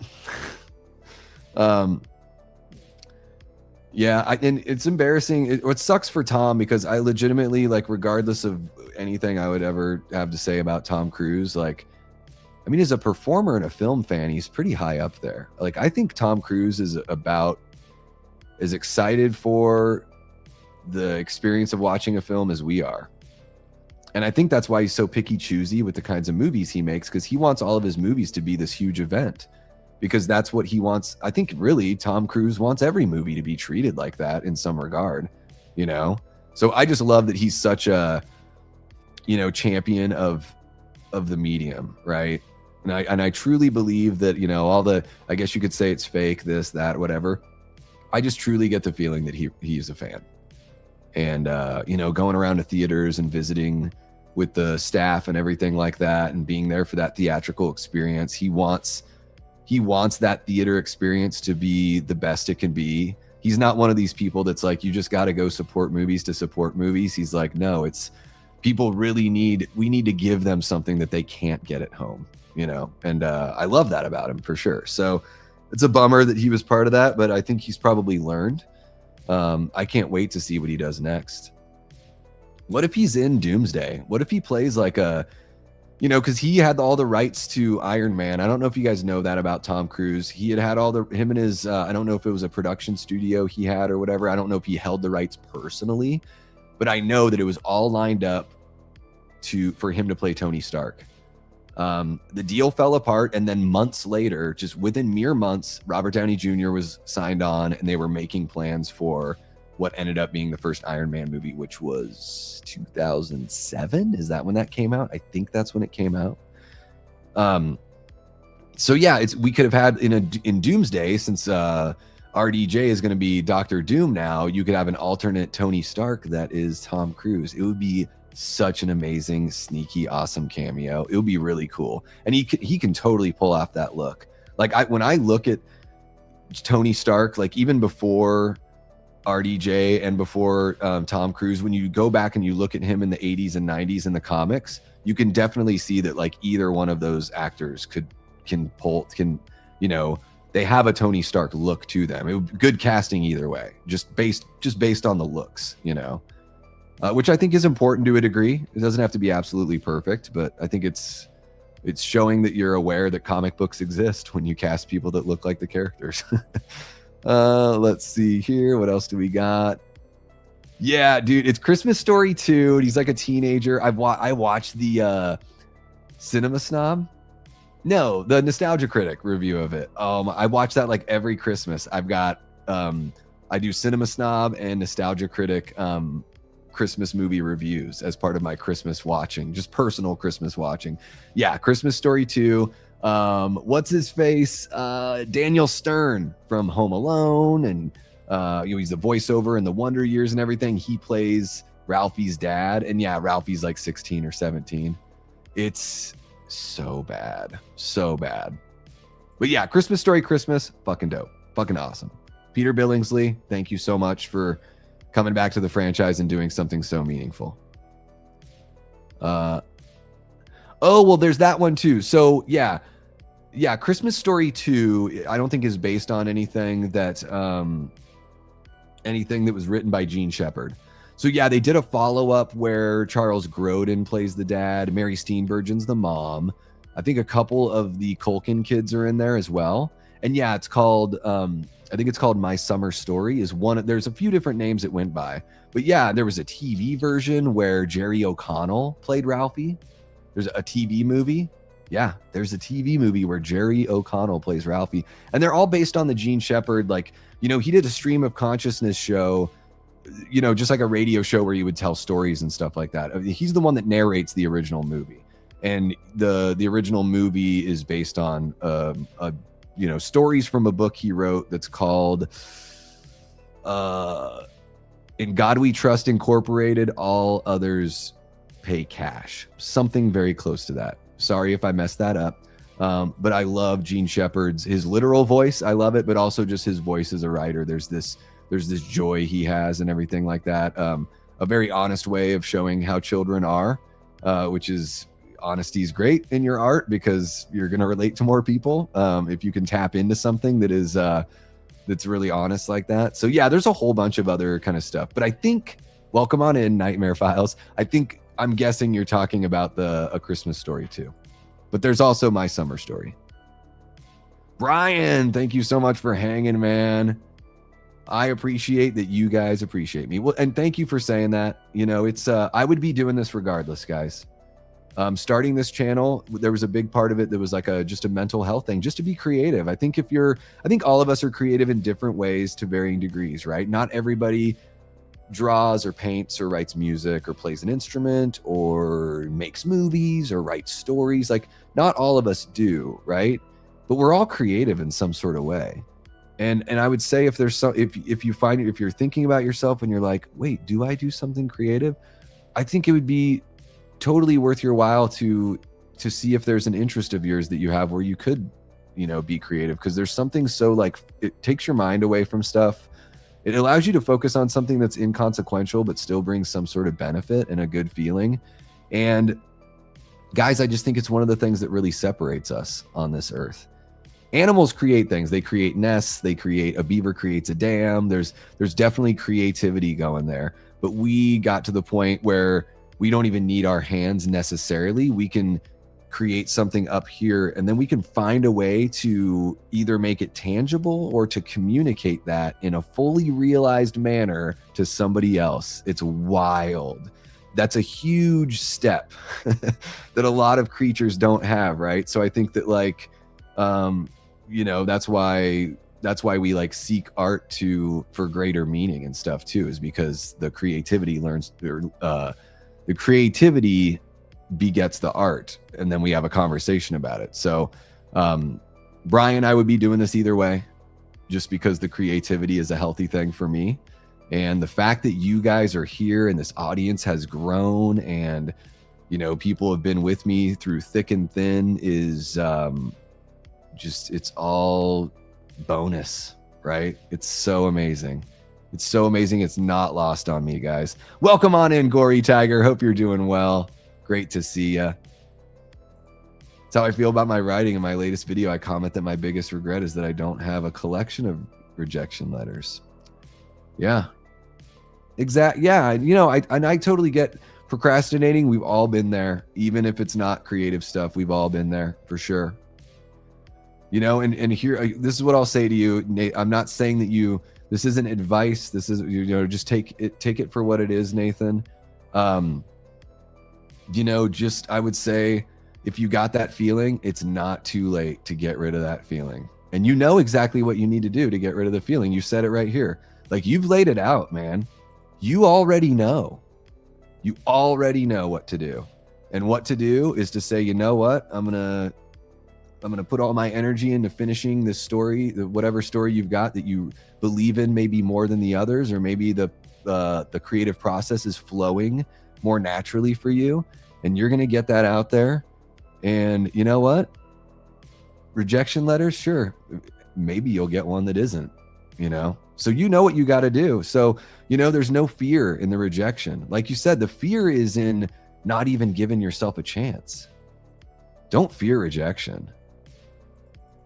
But you know what? Because there's no point in fearing rejection, because, like, at least you're putting yourself out there you're giving yourself a chance. You're putting yourself out there to be rejected is better than just cowering in the corner the whole time and wondering what could have been, right?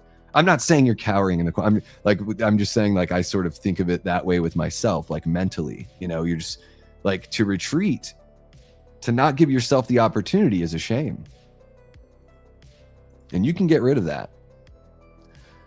Evil Alex asked if I like the Resident Evil trailer. I think I feel a little bit better about the movie now. I'm still kind of right in the middle. I'm a little more positive than just like straight in the middle.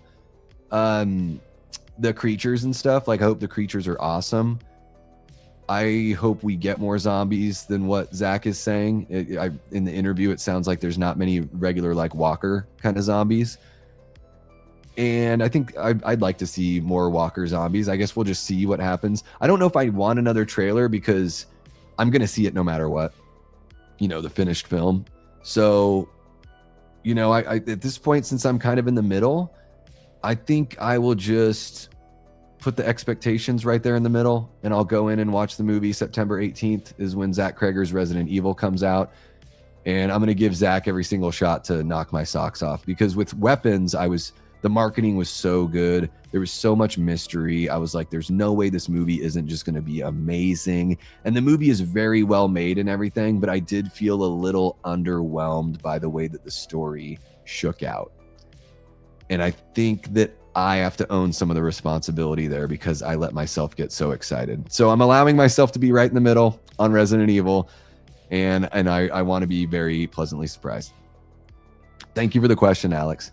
I don't remember there being a sexy dancing mummy. That's how little impact. You know, I just mean a little bit of that kind of thing. They do it in Suicide Squad, and I saw it in the trailer for the Mummy. Just be a mummy. Be wrapped up in bandages, please. These are very simple things. You know, I don't need a mummy that looks like they are a singer in Sleep Token or something like that. Nothing. I mean, it's not even a dig against the band. It's a dig against the movie for doing this whole, like, it looks like you're in some, like, theatrical metal band. It just looks, I don't know why that's in a mummy movie. Noah says, ask you anything. Thoughts on the new Evil Dead Burn trailer? Oh my God, Noah, it's all over my channel. So if you want to know more than what I'm about to tell you now, then I do like a slow motion breakdown of the trailer. So, you know, the whole thing. And I really dive in. I think I'll give you my bullet points. I think it's excellent. It's a one continuous take. When I see something like that, I'm like, man, the rehearsal that went into this. So first off, you have to write it. You have to rehearse it. You're setting up all these live things that are going to be happening, you know. So you're setting up charges for, like, a bookshelf to fall down, a light bulb to blow up, somebody falling through the ceiling. There's all sorts of stuff that's happening there, and it's all in one continuous take. Obviously, no cuts. There's no spot for them to cut in any of the shots. So this is, to me, I love seeing that in cinema, because in film you can control the environment. You could shoot something, you know, and do one sentence at a time. You could shoot 3 seconds at a time if you wanted to. The fact that they made that concept choice of doing, you know, 1 minute that's a continuous shot, no music, I mean, they really put you there. And they don't even have to show any gore. They don't show anything too crazy. But we got some floating deadites, a whole bunch of mayhem. Like, to me, it makes me so excited to see the final film. I'm so happy that the Evil Dead is in the hands of Sam and Rob and Bruce. They know what they're going for. They know what they want. They know which lines that aren't going to be crossed. And if you told me 20 years ago, so if 2006, you told me, Davey, in 20 years, The Evil Dead is going to have 2 new films, a TV show, and a film about to come out with another film ready to come out, and that they've expanded the universe, but Sam, Rob, and Bruce are still in control. If you told me all that stuff, I'd be like, what? Because go back, before Evil Dead 2013, it was like, this is never coming back. It felt like Evil Dead was done. I don't like, maybe some of you guys can vouch for me. Maybe I'm alone in that feeling, but I just had a sense we're never going to get anything or anything else from this franchise. Army of Darkness is 1993. So fast forward to 2000, even 2010, maybe that's when they started talking about a remake of Evil Dead. They called it a remake at the time. Ashton Kutcher was in talks to be the lead, so it was like late aughts when that was being talked about. But I never would have foreseen that there would be this huge universe and that we'd still have our people in control. If you told me it had a universe and they didn't have to sell off the property, so there's going to be some integrity. It's crazy. We've had more Evil Dead since 2010 than we had before. Think about that. That's wild. We've had 2 movies, 3 seasons of a show, another movie's about to come out, and another movie is lined up for 2028. So more Evil Dead from 2010 on than from the genesis of the franchise. And it really did feel, no pun intended, the franchise felt dead. It really did. 6:42 a.m. Monday in Sydney, Australia. Well, now it's 6:56. Hope you're doing well, Wayne. Thank you so much for jumping on in, man. Hope you had a great weekend and that your Monday is starting off very, very well. She is here to tell me about the magic of movies. It's true. He's not 5'6". You can just shoot that creatively, Just put the camera down low, angle it up. There you go. Tony's bigger now. I think you can be sexy and be a villain. Look at Salma Hayek playing a vampire, though she did a really good job. Yeah, she's not, I guess when I say villain, I mean like your main bad, like your big bad. I don't need the big bad to be sexy. And once she transforms into like full-blown vampire, she's pretty gross. But yeah, no, I mean, it's a dangerous territory getting me to start thinking about Salma Hayek from Dusk Till Dawn. So be careful, because that dance scene changed my life. He did a great job dancing in Tropic Thunder. Tropic Thunder is amazing. Yeah, I love that one. Salma Hayek was specific casting just for Tarantino's character. Well, they did a damn good job. Cinema Snob is the only guy who reviewed Caligula. I've never seen that one. I love Cinema Snob. I've had people reach out and they're like, "Oh, you remind me of Cinema Snob," and that is an amazing compliment. I don't think so. I think maybe sometimes our voices are a little bit similar, or I'll say something like this. Like if I say a sentence like that, I use that inflection. That's a very Cinema Snob kind of thing. I love what he does over there.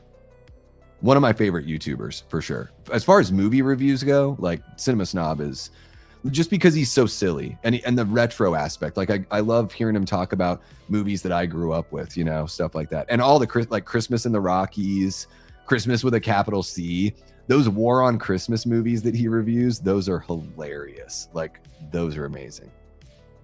Yeah, Clifford's awesome, dude. Clifford is one of my favorite Martin Short movies.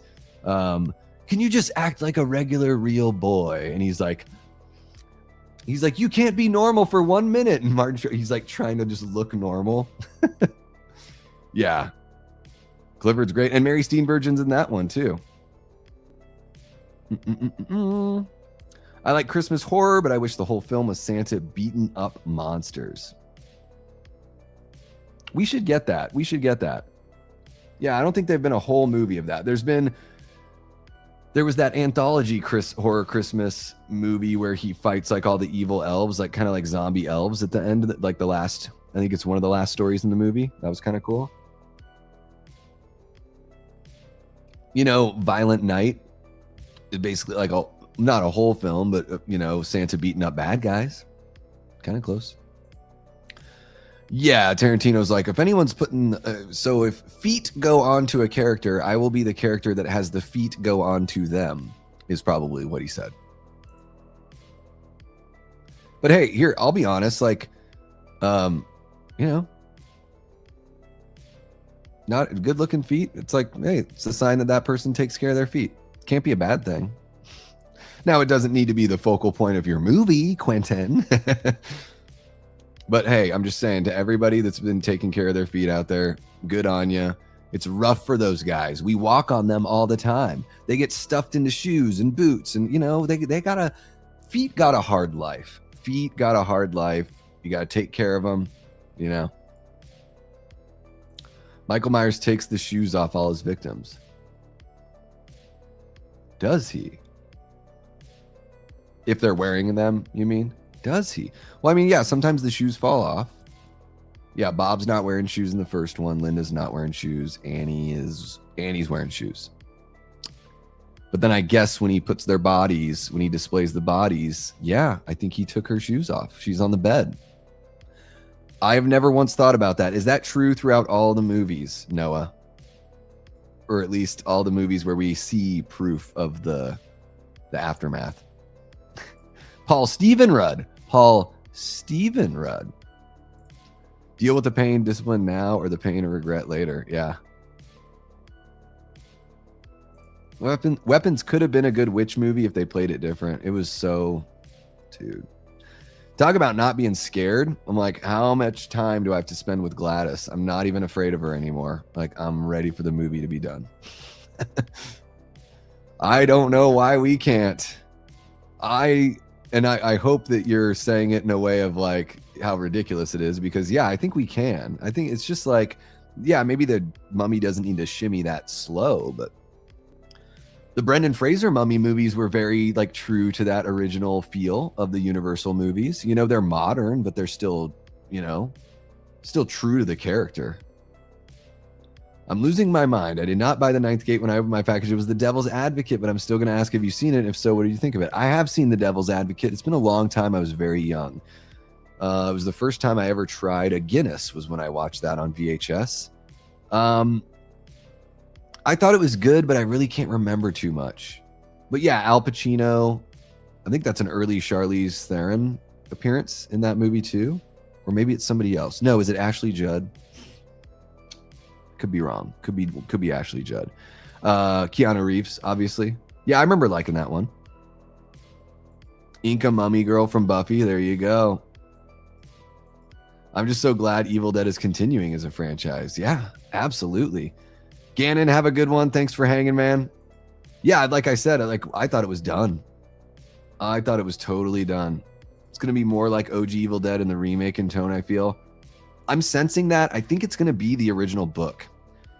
I think it's going to be I think it might be kind of like the TV show. Like Evil Dead 2, but leaning into the darker side of the horror.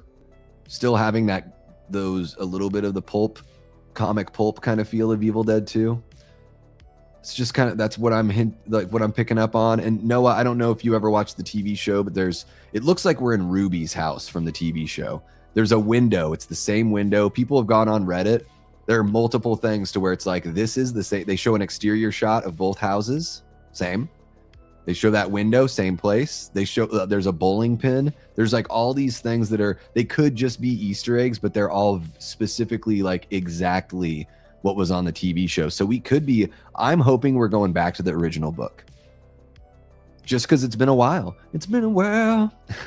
So let's go back to the original book, and yeah, I'm getting a feeling too, like this movie could be taking place now. It could be a late 80s movie. It could be a mid 90s movie. They could place it wherever. It'd be very cool. Yeah, and it will be pretty batshit and pretty crazy. I think his Resident Evil movie will be good. I am tempering expectations for sure.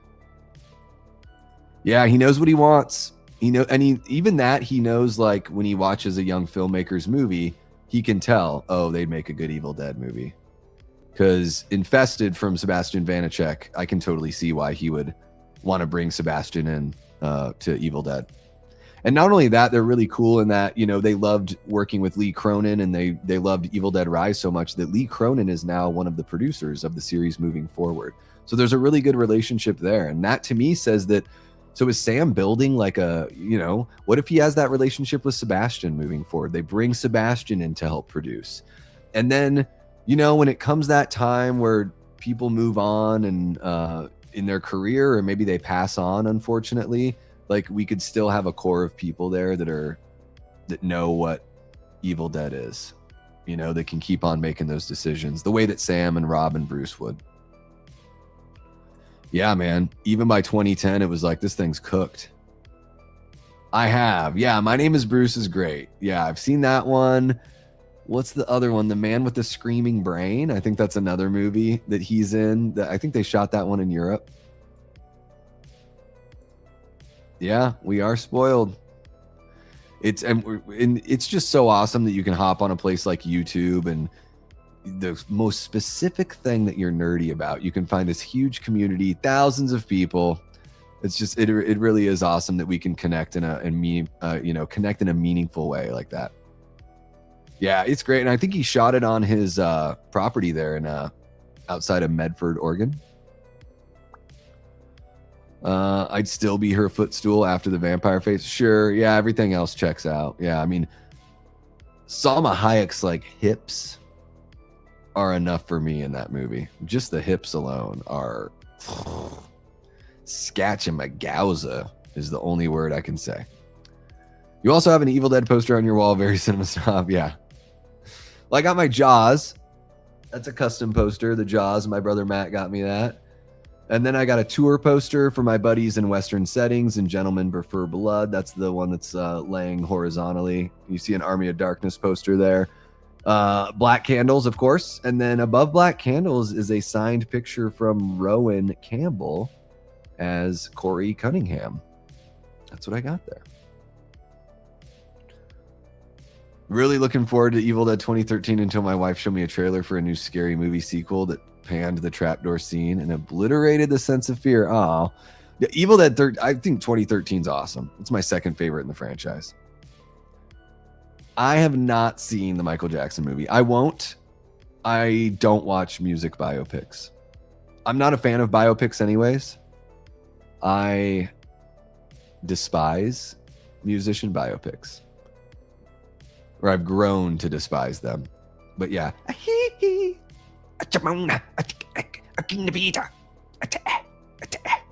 That's my favorite Michael Jackson song. Or sound. Girl, I just want to know. Woo! You know, a little bit of a Michael Jackson imitation for you. It does. It's really good. Yeah. I love that, like, what is it when the Clifford exchanges money for a dinosaur costume or whatever to sneak into that one family's car, and Charles Grodin is like, well, the last time I saw your son, he was collecting the money that he made in the men's room. And it just sounds really bad. And like the other father like decks him for saying that because it was Clifford, a little kid, that paid him just for the costume. But it sounds, you know, pretty bad. Oh, yeah. And he pulls it off, man. He really does. Yeah, I think Tom is great. I think Tom Cruise is a really good actor. And got nothing against him as a performer. And if I ever got the opportunity to meet Tom, I'd love to just shake his hand and thank him for everything he's done for film and for being a film fan. You know, we got Eli Cortez in the house, one of our great channel members. What's happening, Eli? We're going to be wrapping things up here shortly, guys, but I will be back on Wednesday, maybe before then. I guess it depends on if we get some news or something. T. Parker Evans jumping on in. What's happening? T says, as a big fan of the Resident Evil games, I'm glad Kreger's doing his own thing. The games are just great movies already, so I don't see the point in adapting them. That's true. I'm a little bit on the opposite side of UT just because I feel like all of the other movies have been, you know, very loose adaptations, if at all. Like they bring in elements, but they're not really trying to tell the story of one of the games. I just really want to see Resident Evil 4 as a movie. And I get you can't do that as your first Resident Evil movie. I just really want to see a Resident Evil 4 movie. I think the story's awesome. It's outside of all the, you know, really entrenched Umbrella stuff, although Umbrella's still a part of it. But yeah, I think, you know, maybe I need to listen to T here. That Kreger doing his own thing is going to be good. Hold on, I gotta sneeze. Whew! I might have another one. Maybe, maybe not. Okay. Yeah, you know, I think what we saw from the trailers encouraging, and what he said in the interview. So I'm feeling good. I'm not going to be overly excited about it though. I'll wait for the movie to do all the talking. All right, what else do we got going on here? Thank you for sharing some links there. Appreciate you, Eli. Yeah, I need to see it again because it's just, I haven't seen it since it was on VHS. And it is Charlize. Okay. Yeah. Hoo-ha! No, I know that's not that movie. I know that's not that movie. What is that the one where he's like, that ass? Is that the one? I think that's the one.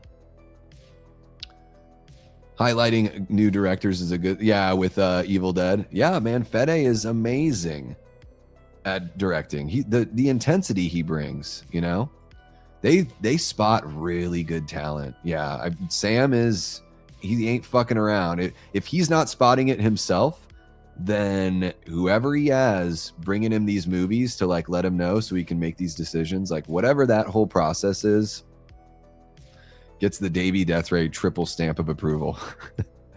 I've never seen Bubba Hotep. I do have to watch that. Yeah, I do need to watch that. It's been out for a really long time. I think I've got a copy of it floating around somewhere. I don't know why I haven't seen it. Yeah, I have no idea. I'm not gonna lie, Salma Hayek is one of the reasons I'm well there. Me too. Well, maybe she's not one of the reasons, but she definitely reinforces those feelings, right? For me, my early ones, Nanette, were Madonna was big. That video, the "Open Your Heart to Me," where she's doing the dancing in like the Nickelodeon for the boy that's in the suit. You know, that was a very like, oh, like, is she doing this dance for me? Oh. Yeah, Madonna's got to be the first one for me. But Salma Hayek, she keeps the flame burning, that's for sure. Whenever I need some motivation, I just remember the words of wisdom from Michael Jackson. Ow, bow, hee. Thank you, appreciate you. I know, I got the sniffles now because I sneezed. What else do we got here? I used to do a bit, guys, when I did stand-up.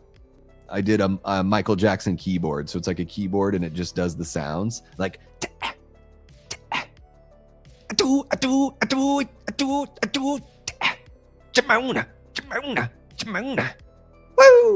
You know, you do all the little things.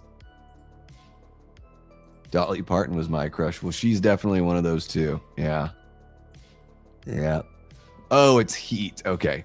Great ass. Al Pacino. The Al Pacino voice. The bad imitation that I'm doing of Al Pacino. All right, guys. We are going to wrap things up here. Thank you so much for kicking it with me. It's been a lot of fun this weekend, guys. We've done a lot of good. There's a link pinned in the chat if you're watching now, if you're watching after the fact. That takes you directly to the donation site for the St. Mary's Food Bank. We kicked off the weekend on Friday with a 10-hour marathon watching 5 Halloween movies to raise money for hungry people in the Phoenix area. And then yesterday we had some fun on a live stream talking about some news. And here we are just kind of shooting the random shit, which is really fun. So thank you guys for being here for me throughout the weekend and, being here for each other and helping out with the fundraising and everything like that.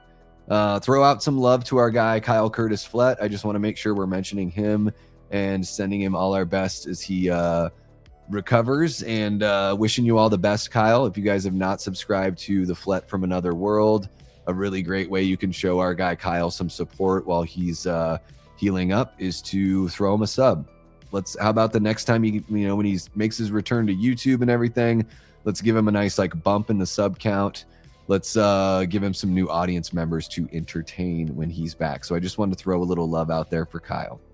I'm going to try to do my best, guys, on every stream just to throw a little bit of that love out there. So there's a link. Thank you so much for dropping that, Eli. If you're not already subbed over there, show some love to our guy.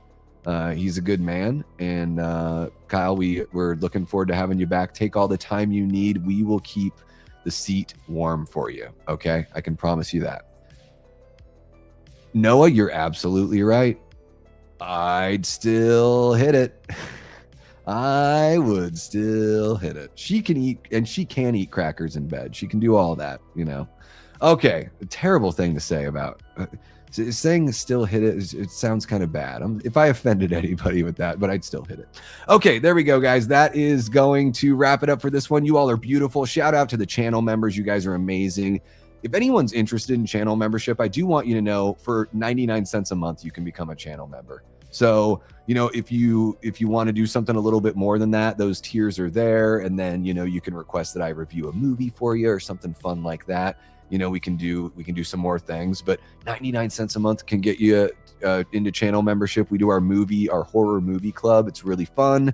It's a little more intimate over there when we do live streams, which is really cool. I can take more time, like answering questions, or just, you know, you guys, the hair will be let down a little bit. You guys will, you know, get to know me even a little bit better on the members only stuff. So just wanted to throw that out there for everyone. Thanking the members, thank the Patreon members, of course, as well. Shout out to the Death Squad mods. Eli and Jamie have been carrying a lot of responsibility here, and we're going to give them some reinforcements. So if I reach out to you about that, you can tell me to F off, or you can say, yeah, I'd like to become a mod. So I'll do all the reaching out. No one has to reach out to me. I'll reach out to you. And yeah, we just want to make sure we keep everything clean and neat and safe over here. And the mods have been amazing at doing that. And not only that, but Eli and Jamie have been here for the channel for so long. They've seen a lot of change. They've seen so much positivity and so much growth. And it's awesome to know that I've got people like Eli and Jamie to back me up. So thank you so very much, everyone. You guys are beautiful. I love you all. This has been an amazing weekend. My faith in humanity it's been built up on. I have so much more than I had just a few days ago. You guys are a part of that. Thank you so much. And yeah, we're gonna do another charity here at right around Halloween. So get ready for that. And other than that, guys, I'll be back later on this week. I've got next weekend, I'll be on Horror Her with M. I'll be chatting over there. So the collaborations are going to be starting again. Foz Rotten and I are bringing back Movie Punks on May 16th. So look out for that. All sorts of stuff. Follow us on the Discord. Hang out with us on the Discord. It's totally free to go on over there. It's a great way to just build an even better like connection to the community. And I'm over there too. So it's a lot of fun to just kind of shoot the shit and share our love for some things and just tell each other good morning and all the sweet stuff too. And we watch movies and all that. It's a damn good time. All of that's in the description. You can follow me on socials and blah, blah, blah. Thank you so much for watching. Hit the like button, subscribe, all that kind of good stuff. You guys are beautiful. And that is going to wrap it up for this one. So until next time, I've been and will continue being Davey Deathray. Take care.